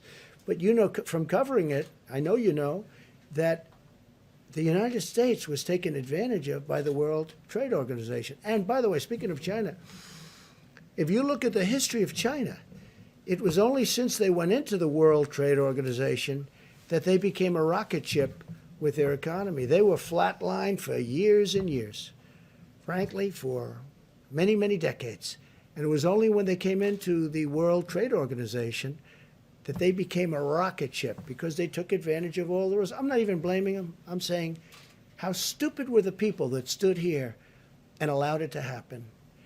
But we don't allow that to happen. And if they don't treat us fairly, we'll leave. But now we're starting to win cases. How about somebody new for a change? Come on, Hi, Mr. go ahead. President. As many schools and school districts are closing across the country, Florida Governor Ron DeSantis has not ruled out closing or opening out schools in May, saying that many kids are not vulnerable to this disease. Do you agree with that assessment, and do you believe that would you recommend that schools open up and to those states that have Well, I have a lot of confidence in Ron DeSantis, a lot of faith in Ron DeSantis to make the right decision. He's doing a great job as governor. Ron DeSantis, I had read where he's thinking about opening up the schools earlier than the date, the end of the month. I'd have to look at the numbers. But again, you know, I like to allow governors to make decisions without overruling them. Because from a constitutional standpoint, that's the way it should be done. If I disagreed, I would overrule a governor, and I have that right to do it. But I'd rather have them, you can call it federalist, you can call it the Constitution, but I call it the Constitution. I would rather have them make their decisions. But he's made a lot of good decisions. And he hasn't said he's going to, but he's thinking about it. So I'll take a look at it. If I can ask a follow-up to one of the doctors, if you allow children back in the schools, you know, wouldn't that pose a threat to spreading the virus even further to some of those vulnerable Well, I think the answer is people? obvious, but if you want, either, would you want to just talk about that, maybe? Tony? Kicks me up here, right? I know. I think we know the answer to that. Yeah, I mean, from pure public health issues is that if you have a situation in which you don't have a real good control over an outbreak and you allow children to gather together, they likely will get infected. And if they get infected, the likelihood that they will bring the infection home. So that really is a risk. I don't know the situation at all in any detail, and I'm not specifically speaking about Florida. I'm just speaking generically about what happens when you have infections in the community and you have a congregation of people, such as in classrooms, that's a risk. Has anyone under 25 died, Dr. Fauci, in the country? Yes. The governor Yes. said that no one under 25 has died. I guess you could clarify that people under 25 can die as a result of this Maybe in Florida they have. Yeah, I'm not sure. Again, in the country. okay, let's do that because I don't want to have to be answering for a particular state. Yes, people under 25 have died of coronavirus disease in the United States of America. If you reopen the country in May and there's a new outbreak or a spike in infections, are you open to the idea of shutting the country down again? Depending on the outbreak, yeah. You would be open Depending, I mean, and that's happened, as you know, with a couple of countries. You know what I'm doing? I'm watching other countries. In many cases, they're ahead of us from the standpoint that it attacked them before us. It hit them first. And I'm watching what's happening with respect to certain other countries, some of them obvious, some of them less obvious, and what they're doing and the success that they're having. And that's going to play a large part of the role. We're also setting up a council of very, very great doctors and business people. We're going to be announcing it on Tuesday. Of some great people. The Economic task force. There's a second task force? This is beyond economic. This is really, I call it the Opening Our Country Task Force or Opening Our Country Council, so we don't get it confused with Mike's task force, which has done so great. And we're going to have the great business leaders, great doctors. We're going to have a great group of people. We'll probably do it by teleconference because we don't really want them traveling in for their own purposes. I don't think it would look good also, but we don't want them traveling in. So we'll do teleconference. We did one the other day with the banks, and it was very successful, the teleconference itself. And we'll be announcing names on Tuesday, who's on that. And that'll play a role, but ultimately I have to make that decision. And then I'll have to make a decision. Do we close a little area that's a hot spot? I do say this, Jim, I want to get it open as soon as possible. This country was meant to be open and vibrant and great, not where people are staying and. Are you determined to do I'm that not. first? I would love to open it. I'm not determined anything. The facts are going to determine what I do, but we do want to get the country open. So important. So I'll have a task force. I'll have a council. It's going to be announced on Tuesday, with names that you have a lot of respect for. A lot of great names, different businesses, different people. Bipartisan. Bipartisan. I didn't even ask. I mean. Honestly, I think it's bipartisan. The one thing I didn't ask, are you Republican or a Democrat? Hard to believe, but I didn't ask. So it would be. and I want their views on what they think. Also, very important, different parts of the country. Because you go to the Midwest, it's different than perhaps the East Coast or the West Coast. Now, the West Coast, those numbers are really pretty amazing on the West Coast. Very interesting. So we're going to be announcing that in a very short while, probably Tuesday. Go ahead, please. Thank you, Mr. President. Government officials in Latin American and Caribbean nations, Bahamas, Cayman Islands, have been saying that U.S. authorities are blocking the shipment of PPE in certain cases, and I'm wondering if you could speak to that as Well, what is they're the doing, policy? we have a tremendous force out there, naval force, and we're blocking the shipment of drugs. So maybe what they're doing is stopping ships that they want to look. We're not blocking. What we're doing is we're making sure we don't want drugs in our country.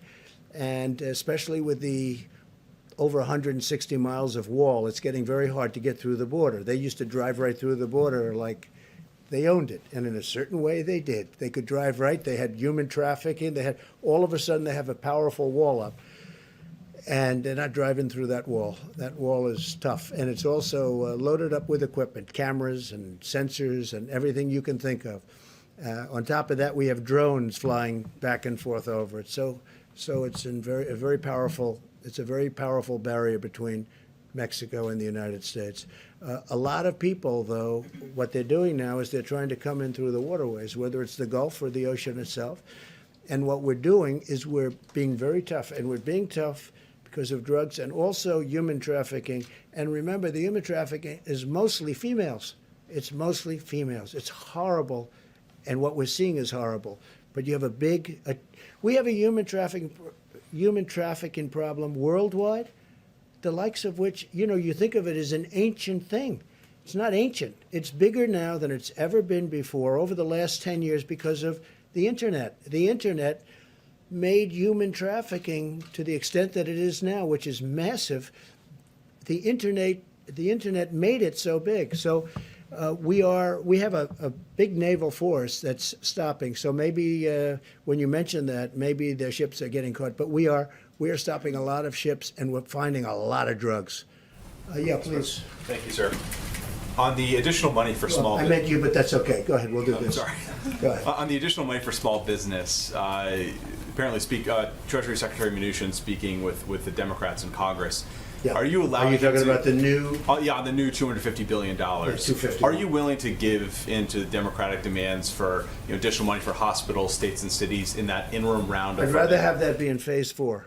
I don't deny it. I think it's fun, but I think it should be in phase 4, and I think we should have infrastructure, and I think we should have a payroll tax moratorium, because that's something that over a period of time the workers get, sort of semi-immediately. It's over that period of time. It starts immediately, but it's over a period of time. I mean, there are a lot of people, I'm one of them, that would have liked to have seen the payroll tax cut as a permanent cut. But we should do the double-edged, meaning business, employee, payroll tax cut. So we're talking about that. And I'm certainly okay with helping the states and helping the hospitals. I just think, because, look, the hospitals need help. You see what they've gone through. And the states need help. Some states in particular need help. They need big help. I'm willing to look at that very strongly, but I like looking at it in phase 4. The 251 is actually, the plan is working out well. The banks are getting started with the distribution. They've taken thousands and thousands of applications. The numbers aren't even believable, the number of applications. They're swamped, but Bank of America and Wells Fargo, and I guess Citibank is just now kicking in. And also what nobody's talking about, the commercial banks, the community banks. Everyone's talking commercial banks. The community banks are doing tremendous volumes. And they're probably doing them faster from what I understand. I hear the community banks, frankly, are the easiest ones in terms of getting the money out. So the money is getting out. The applications are far beyond what we ever anticipated. And that's why we're going, because this is money that goes essentially to the workers. We want the businesses to hold on to their workers, because once they lose the workers, they're never opening again. It's not going to happen. Okay, in the back. Gordon Lewald from Wall Street Journal. I wondered if you could expand a little bit on your, the form that Mexico would take, the reimbursements, like what form would that take? You essentially add it to the tab for the wall that you mentioned. And I have a second question by Matt. Well, there's no real cost because we're agreeing to produce a little bit less. So number one, it's staying in the ground. You have it for another day. It's actually cheaper than storing it where you take it out and you deliver it to a massive well, like the strategic reserves, our national strategic reserves, where it has to be brought there. And that's, an expensive process in itself. But oil is getting to a point where, there are some areas, some people would say the water is more valuable than the oil. You never thought you were going to see that. You never thought, having covered, I know you cover it, you never thought you'd be seeing oil at $20 a barrel, but how about $10 a barrel? That you never thought you'd see. So we are looking at it very strongly. There is no real cost. I was helping I want to help Mexico out. We have a great relationship with Mexico, great relationship with the president. I really like him a lot. He's been terrific to us on the border because he stopped. You don't see the caravans coming up anymore. You don't see all the problems. When I took office, it was unbelievable what was going on. And they have been helping us a lot. And we've been helping them a lot. They make product for us. They sell it to us. And it's fine. It's a good relationship. And sometimes it's a great relationship. So he could not have done any more than that. And I think there was political reasons for that for him that other nations don't have. They don't have that. The nations that we're talking about, the 22 other nations that we're talking about, they just don't have that problem. So it doesn't cost us anything, and yet it's very valuable. We will be reimbursed in the future, maybe in the near future, maybe in the more distant future, but we'll be reimbursed by Mexico in a certain way, and it'll be fine. But we get Mexico over the hump. Now, with all of that being said, that doesn't mean the deal's going to happen anyway, because they still have a lot of different states. But this was one of the stumbling blocks. Okay, go ahead. If I may, China and some other countries have been particularly active, seen as maybe taking advantage of the U.S. during this process. During this period. China particularly active in the South China Sea, got a carrier down, obviously. What's your message to some of these adversaries and competitors? Well, look, the way I view it is this. China has taken advantage of the United States for 30 years, okay? I mentioned the World Trade Organization. China has taken advantage of us through that and using rules that are unfair to the United States, and they should have never been allowed. This should have never been allowed to happen. When China joined and was allowed to join under those circumstances, the World Trade Organization, that was a very bad day for the United States because they had rules and regulations that were far different and far easier than our rules and regulations. Plus, they took advantage of them down to the last, and you know China and you study China, and you know what I mean. They took advantage of them like very few people would even think to take advantage of them. And again, they are considered, right, a developing nation. We are not considered a developing nation. They're given advantages. Okay. For many years, China has ripped off the United States. And then I came along. And right now, as you know, China's paying 25%, and we've taken in billions and billions and billions of dollars in tariffs from China. And I know a lot of the people kept saying, oh, no, we're paying. Well, we're not paying. Countries are different. Not every country is China. But China would devalue their currency, and they'd also pour out money. And they essentially were paying most of those tariffs, not us. And as you know, we've taken in tens of billions of dollars. They targeted our farmers. But we took in so much money that I was able to give back. One year it was 12 billion, one year it was 16 billion. I was able to give back our farmers the money that they were targeted, hurt. China bought 12 billion and bought 16 billion. 1 year 12, 1 year 16. I was able to give them back the 12 and then give them back the 16, the farmers. And they weren't targeted. And they're all in business. Now we're doing it because they got targeted in a different way. Now I'm going to be very interested to see. So we signed a deal with China.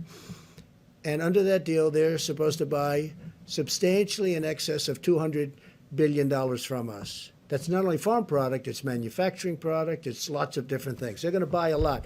I just want to see if they live up to that deal. I know President Xi, I would say he would live up to the deal. But remember this, I never took off the tariff. It's still 25%. That's how big. 25% of $250 billion.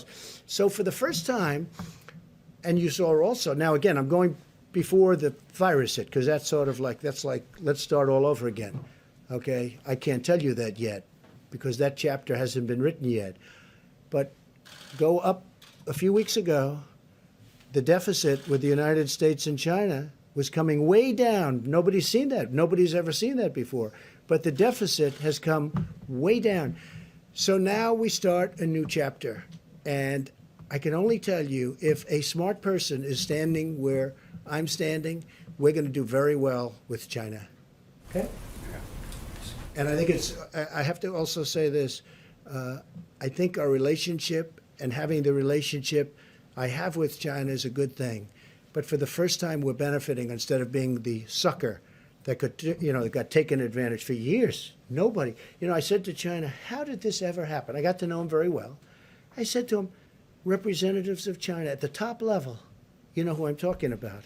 I say, how did this ever happen? They looked at me and they said, but nobody ever called us. We didn't have a deal. It's not like we had a bad deal. We had worse. We didn't have any deal at all. So they just took advantage. Think of it, $500 billion a year deficit. Not 500 million's a lot of money, right? It's not. Everyone thinks I made a mistake when I say 500 trillion. No, you mean 500 million. No, I said $500 billion a year deficit with China for a long time. But it was 200, it was 300, it was 400, it was 500, 556 billion, 507, $500 billion plus a year deficit with China. Now I'm charging them tariffs. And it's very interesting. A lot of people that don't want to do that, they all agreed because China has taken advantage of this country like nobody has ever taken. We have built China with the money we gave them. Now, I give them a lot of credit, okay? I give them a lot of credit. They did it. But you know what? We made it a hell of a lot easier. We gave them a fortune. Go ahead. How about you in the back? Yes. Thank you, Mr. President. I'm Deborah Saunders with the Las Vegas Review-Journal, and I'm here today as a print reporter, a print puller. So I'd like to ask you a question and then ask a question from one of the reporters who couldn't be here because of social Sure, distancing. go ahead. Thank you. A little louder, please. Thank you. I was wondering if you have been tested for antibodies, if you've taken the antibody Have I been tested for? Yes. Not that I know of. I've had some tests. Has anybody No? else here They been tell me tested? no. I'll Has accept anybody it. else in the task force been tested for antibodies? We don't have a test. You don't have the test? That'll come out. They've just developed those tests. Sort of new. Okay, good to know. So this question is from Andrew Feinberg with Newsweek. A significant amount of federal aid was made available to Boeing in the recently signed CARES Act relief package. But according to sources, Boeing executives are still planning a round of layoffs. So should Boeing or any company that accepts federal aid to stay in business during this pandemic be penalized for laying off workers after doing so? Yeah. Well, the aid hasn't been given yet, but they will be asking, in my opinion. They haven't even asked yet. Boeing has not asked for aid yet, but I think they probably will. Now, at the same time, they do have to run a company. This isn't a great time to sell airplanes. Let's not kid ourselves, okay? If you're a business person, Boeing makes airplanes. They had a big problem with one, but they make the greatest airplanes. They make the best airplanes in the world. They had the problem with one. They got it too complex. It becomes so complex, you have to be number one in your class at MIT to be able to fly it. It's a mistake. Every 2 years, they want to make it more and more. I mean, they had great success with the 737, the Boeing 737. Then all of a sudden, they do the MAX, and they say, let's make it more complicated. Let's put on different engines. Let's do this. Let's do that. It was not exactly a good decision. Bad decision. Very bad, horrible decision. Number one, human lives, and number two, horrible's what's happened to the company. Here's a company, from a business standpoint, was like probably the greatest company in the world, in my opinion. I think it amounts to 1% of GDP. Some people say it's a half. I think it's 1. But here's one of the greatest companies anywhere in the world, maybe the greatest. And boom. Now, on top of what happened there with the 2 planes, and they say they have that fixed. That's good. They say they have it fixed undisputably. In fact, somebody said, they gave me something. I said, you should say it that way. They said, sir, this is now the safest airplane in the air. I said, that's what you should say. That's a very good statement. It's the safest airplane in the air. That's a very good statement. You should use it. I said, by the way, you're changing the name? But whether you do or not, you should use that. But he said that. A Boeing person said to me, it's the safest airplane in the air. That's a great thing. But we know they're going to need help. Now, does that mean they're going to need help and they should keep people that they absolutely don't need? That business is a very cyclical business, like many businesses, frankly. So that determination hasn't made. They have not spoken to us yet. I think they will be. Maybe they won't need help. That'll be great. Look, Boeing made so much money. Who would have thought they could have made all of those planes that are parked all over the place? In many cases, I guess payments not made. But who would have thought they could do that and they're still a solvent company? Okay? I mean, what a tragic thing happened in numerous ways, but also economically. So when they see us, making sure that Boeing is strong again is very, very powerful and very important, and we'll do whatever is necessary to do. Please. Thank you. I have a quick one and then a longer one. First of all, have you had a chance... Should we keep this going, everybody? Huh? You're the president. Jim wants to leave. No. Keep it going for a while, yes? I mean, we have time if you want. You're not going to criticize me that the conference was too long? You know, if I leave short, yesterday I left short. It was too short. If I stay too long, they say it was too long. Someday we're going to get it just right. Okay. Should we continue? Should we continue? Yes? Well, at least answer my questions. Yeah. Okay, let's, at least for your question. Have you had a chance to speak It's to... not a bad point. Have you had a chance yet to speak to Boris Johnson since he came I out? have not, no. I have a call just to wish him well to his group. No, I don't want to be calling him now. I want him to get better. He's a great guy. He's become a friend of mine, a real friend of mine. You know, he has a great feeling for our country. Obviously for his country, he loves it. He's a tremendous guy. And a slightly more complicated He's one. become, I think he's probably right now, he was very high to start. I think he might be 100% popularity right now. I think he's, you know, they talk about approval polls, right? You ever hear that term? I'm sure you never heard that. I hear it all the time. His approval rating must be about 300%. But he's a great guy. He was a great guy before, and I think people see what he's been through. What he's been through is incredible. And they say a big turn. So let's see what happens. Let's hope. And if I may, where do you see the use of something like immunity certificates or documents or passports when we get to antibody... Something like, excuse me? Immunity certificates. Once we get to antibody testing, whether this will be a useful way... Well, I see a lot of, I see a lot of different things. We're going to be very careful for who comes into the country. Look, my opposition party wants to have open borders. This is a case where I'm very glad that my position is I don't want open borders. I want very strong borders. That includes not only on the southern border, our southern border with Mexico, and you could also say our northern border with Canada. But we want to have strong borders. And I think this is maybe one of the learning points. We learned something about borders. We need borders. The country needs borders to be a great country. And this is... I think this is a great point. Go ahead. Do you have something else? Yeah, I wasn't just thinking about for borders. I just thought for ordinary Americans who are currently stuck at home, if they're tested for antibodies, it turns out they've had the disease and therefore shouldn't be infected again. Some sort of documentation that would allow them to go back to work safely. You mean once they get better? Yeah, or people who might not... Okay, so they have the disease, and they're better, and they have the immunity now. They have, supposedly, according to what I'm hearing, it could be for a long period, could be for a lifetime, it could also be for a year or two, I'm hearing, Tony. So nobody's told me yet if it's for a year, if it's for 2 years, or if it's for a lifetime. Like chicken pox. They say if you have chicken pox, you have immunity. They say for a lifetime. I hope that's true. But nobody's actually told me with certainty, maybe because they don't know yet. You don't know yet. Because it's new. You know, this came upon us. Nobody knew. They do know you have it for a period of time. And it's strong for a period of time. They don't know, and that's hence the antibodies that we're making. I saw somebody who was really sick, and he got better, a young person, relatively young person, 35, and physically fit, you know, and he got better. He made it, barely, but he made it. His first thing that he did when he was better is, I want to give whatever I can give to help other people, because nobody should go through it. It's a tough thing. So we don't know yet how long, if you'd like to add anything to that, but we don't know yet, is it a year? It will be a year, but is it more than a year? And only time is going to tell, okay? Thank you. One more question. Go ahead, try one more. Will you have governors, mayors, members of Congress on the Open the Country Council that you talked about? Yeah, I think so. I think we're going to put some governors. I've gained great respect for governors, both Republican and Democrat. I've actually become friends with some of the Democrat governors that I wouldn't have really had the privilege of getting to know. And Governor Murphy of New Jersey is a very liberal guy. I'm not, but we've had a great relationship. John Bell, as you know, I call him John Bell, but John Bell Edwards, people call him John Bell, sort of a cool name, from Louisiana. I have a very good relationship with him.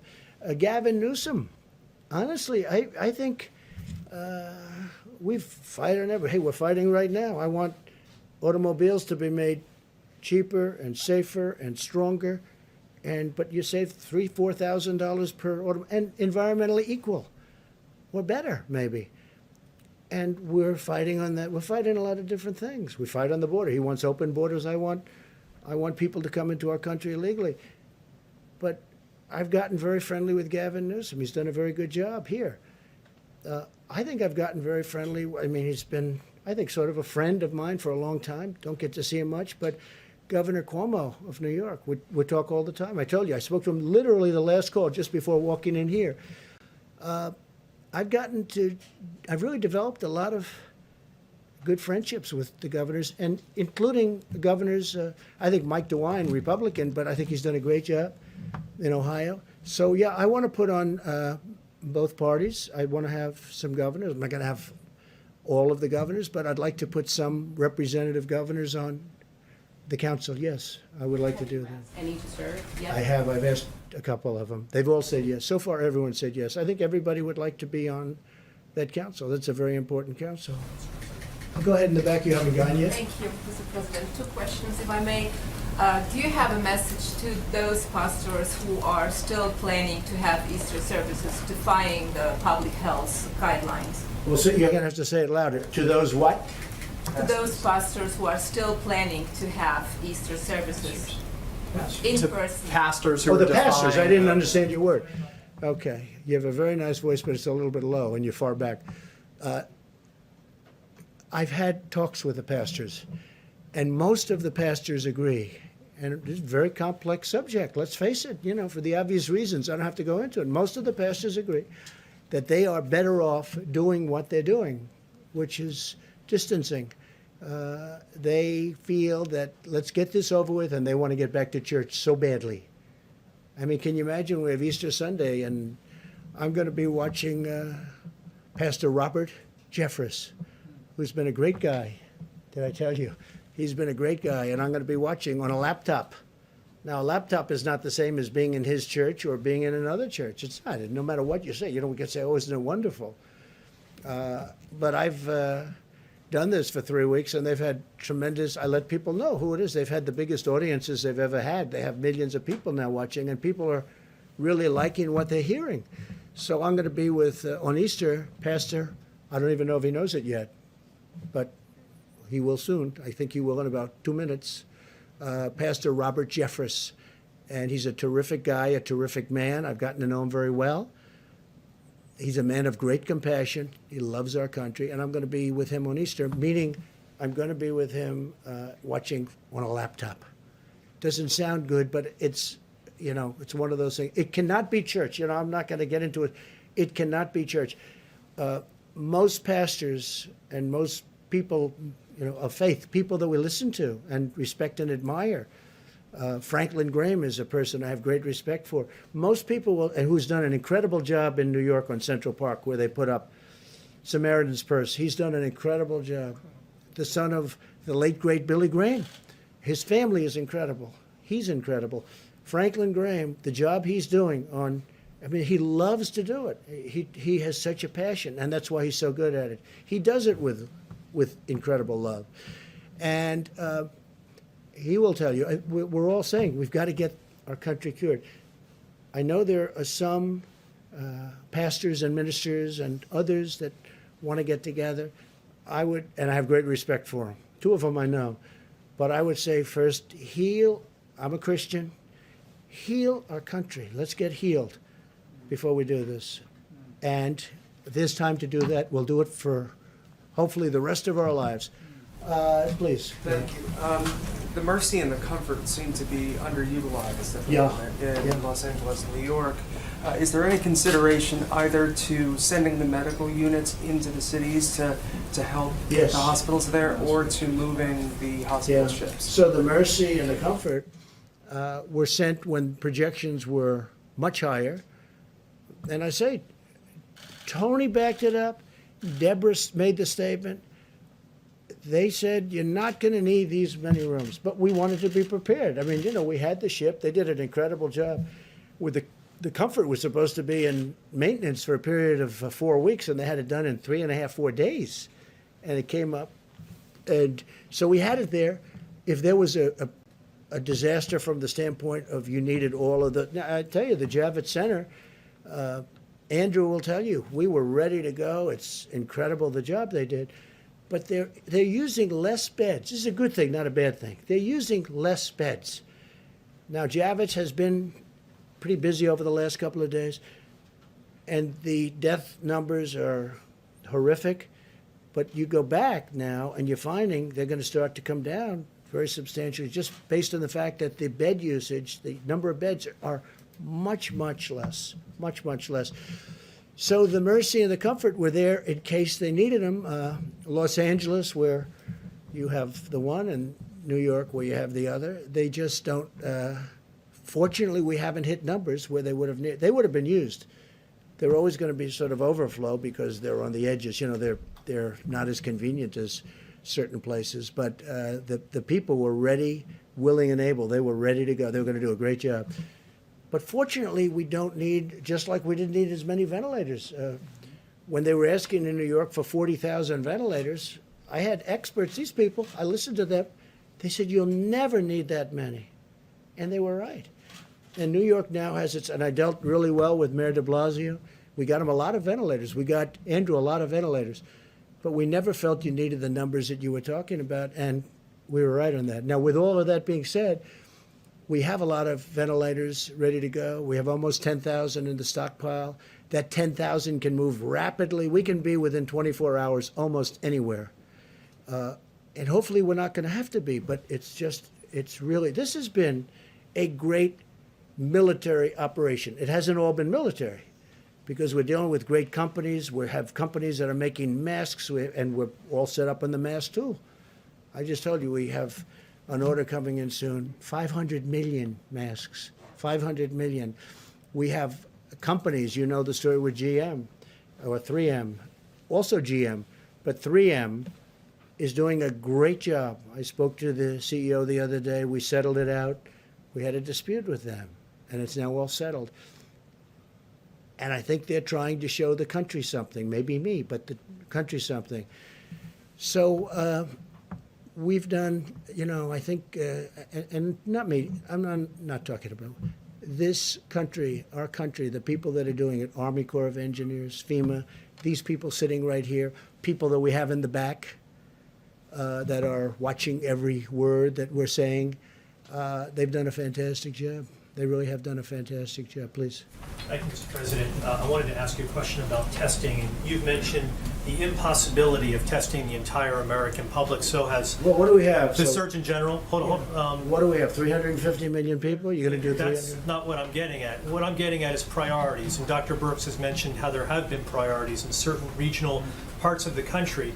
And I wanted to ask you specifically about one industry in particular, and that's food processing plants. Is there a priority to get testing at food processing plants all across the country? Well, you're asking that because of what happened. It's a fair question, too.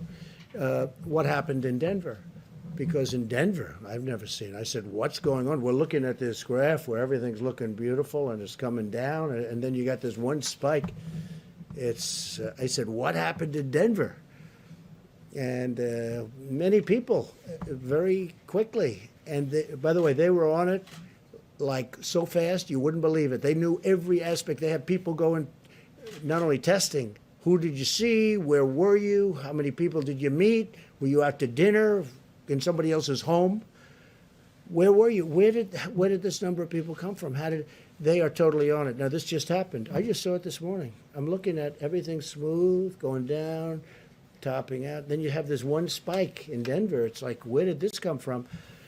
So we'll be looking at that, and we don't want cases like that happening. This is the kind of thing can happen. This is very complex. This is a very brilliant enemy. You know, it's a brilliant enemy. They develop drugs like the antibiotics. You see it. Antibiotics used to solve every problem. Now one of the biggest problems the world has is the germ has gotten so brilliant that the antibiotic can't keep up with it.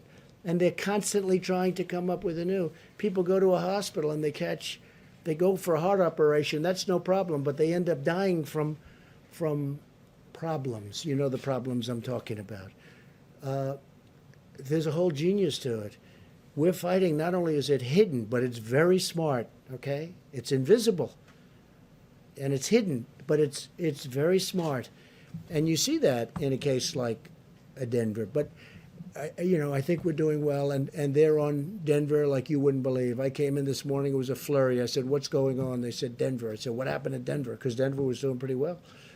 And they've got that under control. But yeah, that would be a case where you do some very big testing. Peter? Mr. President, we learned that more than 16 million Americans filed for unemployment over the past 3 weeks. It's Good Friday.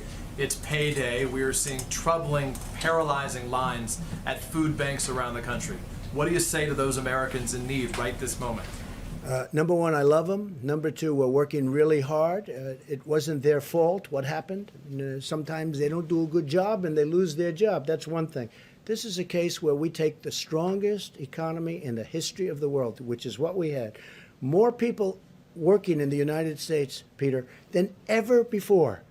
Almost, look at the numbers. 160 million people, almost, just short of 160. Excuse me. So we have the greatest economy we've ever had. And by the way, black unemployment, Hispanic unemployment, Asian unemployment, the best numbers we've ever had in virtually every way. And then you get hit like this. And it's traumatic. People that had great jobs, that went out to dinner and they didn't have any problems, they take their family, they were making good salaries. All of a sudden, you use the term cold turkey. It's cold turkey. They go from that to having no money and waiting for their checks, which are being processed very rapidly, but they have to go out and look for money. It's a terrible thing. All I say is we love them. We're working so hard, and they're going to be back. And I hope they're going to be back even stronger than before. Let me ask you about that if I can, just to follow up then. You chose not to do a national stay-at-home order. Now that you say you want to reopen parts of the economy, what authority do you have to do that? Isn't it ultimately up to the states to do that? Yeah, no, it's really, the states can do things if they want. I can override it if I want. But the national stay-at-home, just so you understand, 95% of the country is stay-at-home. Like as an example, I was speaking with the great governor of Texas, Greg Abbott, the other day. He has a stay-at-home. A lot of people didn't even know it. But he had a stay-at-home. Some people reported Texas wasn't. He had a very strong stay-at-home. 95 to 96%. South Carolina, as you know, has it, which at one point, a week ago, they didn't have. South Carolina, another great governor, McMaster. 95% of the country is covered. Now, the states that aren't, and again, constitutionally, from a federalist standpoint, if I thought there was a problem, if I saw a state with a problem, I would absolutely demand it. But they're doing great. And the states that aren't are states that have not had a big problem. What authority do you have to reopen right now? The same way that it's up to the states to shut it down, it's up to them to reopen. I have great authority if I want to use it. I would rather have the states use it. I would rather, and this is so shocking for me. A lot of people are saying, wow, he's really very reasoned, isn't he? A lot of people are shocked. They think I'd do it. I have absolute authority to use it. But so far, our relationship with governors and the job they're doing, I haven't had to do it. Would I do it if I saw a state that was out of control and they didn't have the stay-at-home policy? I would do it in a heartbeat. Jeff? Mr. President, there's obviously a lot of interest in how you're going to make that decision. What? It's a very big decision. I don't know that I've had a bigger decision than that when you think, right? I would think. I mean, think of that decision. Somebody said it's totally up to the president. I saw this morning. It's totally up, and it is. I don't know that I've had a bigger decision, but I'm going to surround myself with the greatest minds. not only the greatest minds, but the greatest minds in numerous different businesses, including the business of politics and reason. And we're going to make a decision, and hopefully it's going to be the right decision. I will say this. I want to get it open as soon as we can. We have to get our country open, Jeff. You say, sir, what metrics you will use to make that decision? The metrics right here. That's my metrics. That's all I can do. I can listen to 35 people. At the end, I've got to make a decision. And I didn't think of it until yesterday. I said, you know, this is a big decision. But I want to be guided. I'm going to be guided by them. I'm going to be guided by our vice president. I'm going to make a decision based on a lot of different opinions. Some will maybe disagree, and some I'd love to see it where they don't disagree. Will there be risks? There's always going to be a risk that something can flare up. There's always going to look at what's happening where countries are trying to get open and there's a flare up and they'll go. But I'd like the flare up to be very localized so that we can control it from a local standpoint without having to close. There's always a risk. This is genius that we're fighting. You know, we're fighting this hidden enemy, which is genius. Okay, it's genius. The way it's attacked so many countries at so many different angles, and I mean, you take a look at what's going on. And the greatest doctors in the world, I think they're close, by the way, but they haven't figured it out yet. Look what it's done to some people. I mean, some people it's grabbed, and it's a horrible way to go. You want to know the truth? It's a horrible. And then other people it hardly has an impact on. We talked about it. It's sniffles.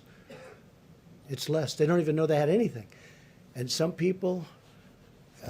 I looked at New York this morning, and I look at what's happening and the amount of people that are dying and dying, violently dying. It's a very tough adversary, but we're going to win, and we're going to win it.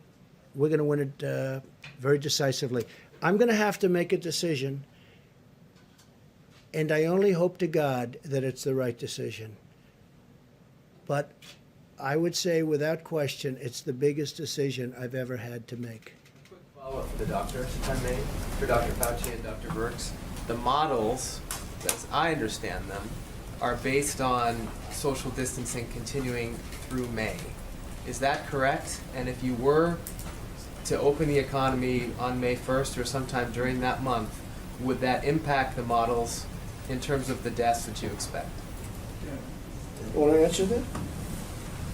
We're taking turns today. Good. It's good. So the model, the IHME model, does state that it's through May. We've had these model discussions, haven't we, for weeks now. So the models are informed by the data, and you can see how much that model has shifted on the amazing work of the American people. So I think that's what we're evaluating right now. Remember when I talked yesterday, I've been in public health a long time. I have never, except for Ebola, where we worked very closely with the communities about specific issues, we've never taken a countrywide or a global-wide approach to mitigation. This is unprecedented.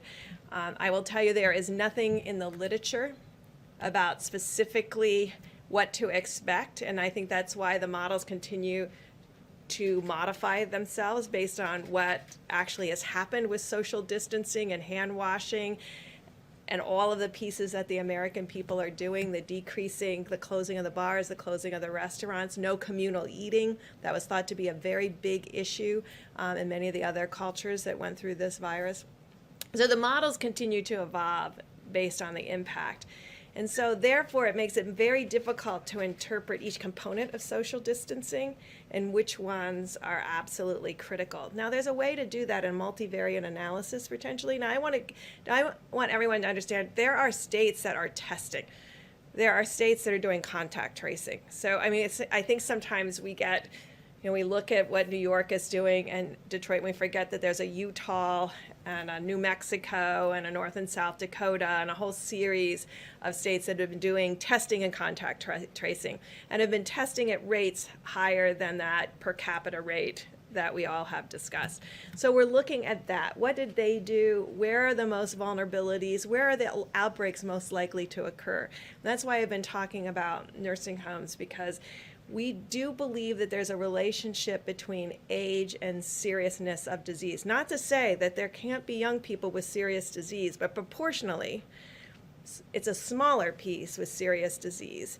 And so when you have that kind of spectrum where the older and the more complicated, the higher the severity, you get the impression that there may be more asymptomatic in younger age groups, and that's where the antibody test comes in.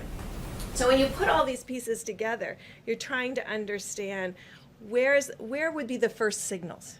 So we have surveillance out there right now with the CDC's influenza-like illness. I hope you're all tracking that. It is showing these small changes. I think we can believe in that as a surveillance tool married with their syndromic piece, giving us the insight about where to test and then where to proactively test in nursing homes and other vulnerable groups, because that has been the signal in a series of the states that have very, very low prevalence and incidence of disease. So that's the kind of factors we're putting all together to really define the best way forward. And we have superb roadmaps. I hope you all have seen them. There's been about 6 different roadmaps to opening that people have put online. And again, there's no literature that you can cite and said, well, we did this 20 years ago and what really worked. There isn't that. There's brilliant public health people giving us their insights. The core of the question is, because those are the models you've been using, if you do go with starting to open up the economy again on May 1st, doesn't that lead to more deaths? Well, look at how much it changed with mitigation. And now we're looking at those state by state, and there's some states in there that are still in contact tracing. So we're looking at the impact of that model and what that model predicted based on the type of contact tracing, less mitigation, more contact tracing. Are you getting what I'm talking about? Okay, so there are states that didn't stay-at-home orders, but we're doing contact tracing from outbreaks. So we're looking at them and how they have done, and we're looking at certainly what's happened in the big metro areas. And we're integrating all of that data together to make a plan going forward. So I can't tell you, because look at how much the model has changed in just a week. Remember, just a week ago, it was 80,000. Now it's 60,000. So, and the curves, I'm sure you're all watching it, the curves are getting much broader confidence intervals. There is still the dotted line, but the confidence intervals around the dotted line are getting bigger. When you see that, you know the model has a bit of instability. And so that's why Tony and I base a lot of our decision and discussion on cases and what physically is happening in that county and that state. At the same time, not ignoring the models, but integrating the models as one piece of our thought process. Do you want to come up here and say what you think about models? Okay. Dr. Birx, can you update something? I just want to say that, you talked about couldn't it lead to death, meaning you open up, could lead to death, and you're right. But you know what? Staying at home leads to death also. And it's very traumatic for this country. But staying at home, if you look at numbers, that leads to a different kind of death, perhaps, but it leads to death also. So it's a very big decision. As I say, it's the biggest decision I'll ever make. All right, we'll do a couple of more and we'll go. Thank you. Thank you, Mr. President. Before you came out here, you said one of the last people that you talked to was Governor Cuomo. Yes. And at his news conference today, he said that he was asking you to use the Defense Production Act to require companies to make more tests, to streamline testing. Is that something that you would consider, because you've considered it with ventilators? Well, the other side seems to keep using that, and I have used it. I've enacted it, you do know, and I've used it. Some people thought viciously. Just ask a couple of companies. If you want, you can just look up the names. And I'm surprised that he would have said that. We actually have great tests. We have others under development. You don't need full testing, as the doctors have been talking about ad nauseum. So I would be surprised that he would have said that, meaning it that way. If he did, I'd have a much different type answer. Go ahead. You all didn't talk about it over the phone. We talked about testing. Yeah, we did talk about testing. And one of the things I did was I put the 2 doctors in charge of that call. I said, you know what, Andrew? I have 2 very talented people standing here. We're getting ready to go on. Let me put them and let me have them talk to you. And they talked to him. really at length, and I think by the time they finished, he understood what we were saying. He understood it very clearly. Okay. One more question, please. You've talked a lot this week about holding the World Health Organization responsible for its response to the coronavirus. I'm curious if you've given any more thought to holding China financially responsible for the part that it played and the economic toll that it's taking on the American people. Yeah, I understand the question very well. Look, nobody has done to China or treated China as strongly as I have. Use the word strongly. As you know, you've reported on it. Billions and billions of dollars is flowing into our treasury because of what I've done with China. I think it's a very sad thing that happened. And I think if people knew, including the World Health Organization, and I do believe they knew, but they didn't want to tell the world. And we're going to get to the bottom of it. And we'll have reports on all of this, and we are not happy about it. But I wanted to leave the World Health for later. And I can tell you that we're constantly in touch with China. We're talking to China. And we've expressed how we felt. We're not happy about it. We're not happy about it at all, Kristen. Okay, one or two more? Yeah, Jim? Mr. President, we hear from a lot of people who see these briefings as sort of happy talk briefings. And No happy talk today. You and some of the officials paint a rosy picture of what is happening around the country. If you look at some of these questions, do we have enough masks? No. Do we have enough tests? No. Do we have enough PPE? No. Why would you say no? Do we have I enough think the medical answer is equipment? yes. I think the answer is yes. Who said no to that? I'm saying this No, is no, what- you're saying no, but who we said hear- no? we But you hear asked me, do we from- have enough We hear masks? from Yes. doctors, we hear from No, no, you health didn't say experts. that. You said, do we have enough masks? Does the country? Yes. Does- Do we have enough tests? Yes. Plus, we're developing new tests. Do we have enough ventilators? Yes. Do we have enough hospital beds? Yes. We've built 20,000 hospital beds. We have enough hospital beds. Go ahead, Jim. Let's go. Well, what do you say to? I mean, you watch the coverage. You know what You're I say? watching a lot of the coverage. Well, a lot of it's These fake news. doctors. No, no. A lot of it's not- fake news. A lot of it's fake news. Let me just when tell the you. doctors The- and the the medical experts come governors- on our air the and governors say that reported- we don't have enough tests, we don't have enough The governor, masks. yeah, depending on your air, they always say that because otherwise you're not going to put them on. Let me just tell you something. The governors have said last night, they had a group of governors, 14 governors, they were together someplace, and they said, it's been unbelievable what's happened. We've been totally responsive. Ventilators. Everyone has the ventilators they need, to a point where we're getting calls from foreign countries saying, you have all the ventilators, can we get some? And we're going to try and help some of these countries. These people have done an incredible job. This is not happy talk. Maybe it's happy talk for you. It's not happy talk for me. We're talking about death.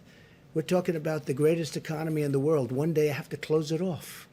And we did the right thing because maybe it would have been 2 million people died instead of whatever that final number will be, which could be 60, could be 70, could be 75, could be 55. Thousands of people have died. There's nothing happy about it, Jim. This is sad talk. This is the saddest, these are the saddest news conferences that I've ever had. I don't like doing them. You know why? Because I'm talking about death. I'm talking about taking the greatest economy ever created. We had the greatest numbers we've ever had in almost every aspect of economics, from employment to companies doing. Look at the airlines; they were having the best year. Now all of a sudden we have to save them. Okay, there's no happy talk, Jim. This is the real deal, and I've got to make the biggest decision of my life. And I've only started thinking about that. I mean, you know, I've made a lot of big decisions over my life. You understand that. This is by far the biggest decision of my life because I have to say, okay, let's go. This is what we're going to do. When you have hospital administrators. Sure. But you have many doctors that say, unbelievable job. I watched this morning, and I watched a certain network, and it wasn't Fox, and you had doctors saying that we've done an incredible job. You just read off these no, no, no. Well, we have ventilators, we have equipment, we have beds. How about beds? I mean, Governor Cuomo just told me a little while ago he's got plenty of beds. In fact, they're having a hard time filling Javits Center. We built them 2,900 beds. So that's not a fair question. When you're Jim, look, sanitizing masks and you're talking about reusing PPE, obviously you don't have enough. No, excuse me. We have masks, We have everything. And we were trying to get ready for the surge. And a lot of people said it will never happen. Deborah said it. You'll never need that many beds. They said we needed 40,000 ventilators. 40,000. It's like building a car. 40,000 ventilators. People said, I felt it too. You'll never need that many. Guess what? We're the envy of the world in terms of ventilators. Germany would like some. France would like some. We're going to help countries out. Spain needs them desperately. Italy needs them desperately. Mexico needs them desperately. He asked me last night, would it be possible to get 10,000 ventilators? Within a short period of time, I'll be able to help out Mexico. No, Jim, just the opposite of your question. It's not no, no, no. It's yes, yes, yes. We're in great shape. And you know what? What's happening now is those numbers are horrible. But take a look at the number of beds. We have beds available all over New York. New York really being the epicenter. New York has experienced something that has been absolutely horrific. I saw Hart's Island yesterday. I saw those people being buried yesterday. Fortunately, we have the beds, and you can speak to Mayor de Blasio, you can speak to Governor Cuomo. People can't even believe the job we've done. They can't even believe it. And I give tremendous credit to the military. There's been a military operation with private people. Wait a minute, wait. I give tremendous credit to our military, to the Army Corps of Engineers, to FEMA, to these people. The job they've done is incredible. And you shouldn't be asking that kind of a question. Jim, honestly. Had the country been better Okay, look, prepared I really don't believe you're that onset bad a of guy. this? You shouldn't be asking that kind of a question. You should say, you know what? It's been really incredible what's been happening. Jim, nobody's asking. What governor, let me ask you this. What governor, we have more tests than anybody in the world. We have virtually every country in the world calling us, asking us, how do we get these tests that you have? Your testing is the best in the world. How do we get it? They've done a fantastic job. And when you ask a question like that, it's very insulting to a lot of great people. Okay, one more, please. Please, go ahead. Thank you, Mr. President. You may have seen how Sweden has responded to the pandemic. The schools are open, bars and restaurants are open. Sweden's different. Do you regret not following that approach? Is that approach working? I think we could have followed that approach. And if we did follow that approach, I think we might have 2 million people dead. And Sweden is having a lot of difficulty. Look, I'm very friendly with the leadership in Sweden. They took a different approach. They're a very disciplined country to start off with, but they did take a different. Other places tried it.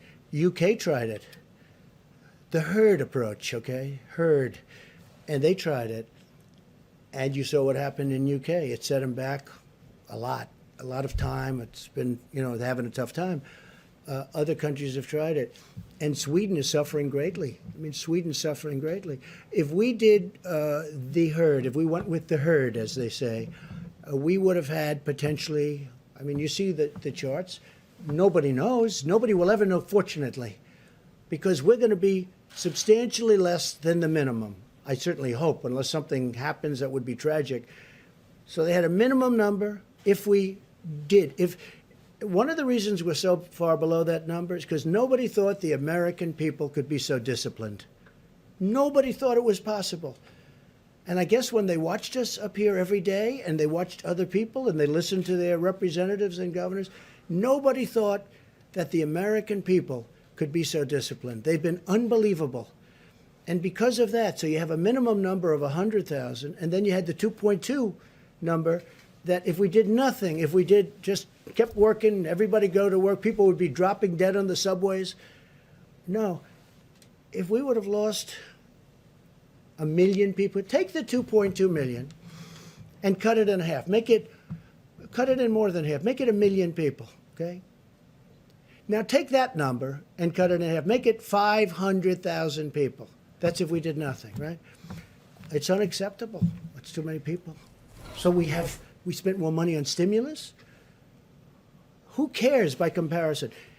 You take 2.2, you cut it in half, you cut it in half, you cut it in half, you keep cutting it in half. I don't care what number you choose. 500,000, 400,000. Well, we're going to have, we were talking 50, 60, 65, maybe. But if we would have done what one country tried, and it has been very tough for them, you know that, very, very nasty, very tough. But if we would have done that here, and again, you got to remember, UK tried it. And I was a little surprised, and I watched it. They were going about, what, 2 weeks, and they said, we got to stop, because they were going to have a whole country infected. So, with all of that being said, we got to get back to work. We got to get our country open. But we could have lost 2 million people. We could have lost 1 million people. We could have lost 500,000 people. If we would have lost 500,000 people, now I'll say this also, from the standpoint of being president and vice president, and we're up there and we're doing that herd and we're going to bullet through it. Do you honestly think people like Jim and yourself and other people Jeff, would have put up with it? As people are dying all over, they would have said, this man is crazy. Because the numbers, Tony, at a minimum, would have been many, many times greater than the numbers we're talking about. So I'm very honored by our decisions, all of us. We talk about it all the time. I said, you want to let him you just ride it. You just ride it right through. We would have lost potentially millions of people. Now, it would have been unsustainable. It would have been impossible to do. And the American people have been so disciplined. It's been my honor to be their president. I've said it before. I'll say it again. I'll say it always. It's been my great honor to have been their president. And I have a big decision coming up. And I only hope to God that it's the right decision. But it'll be based on the input from a lot of very talented people, very smart people, and people that love our country. Thank you all very much. Thank you. Thank you.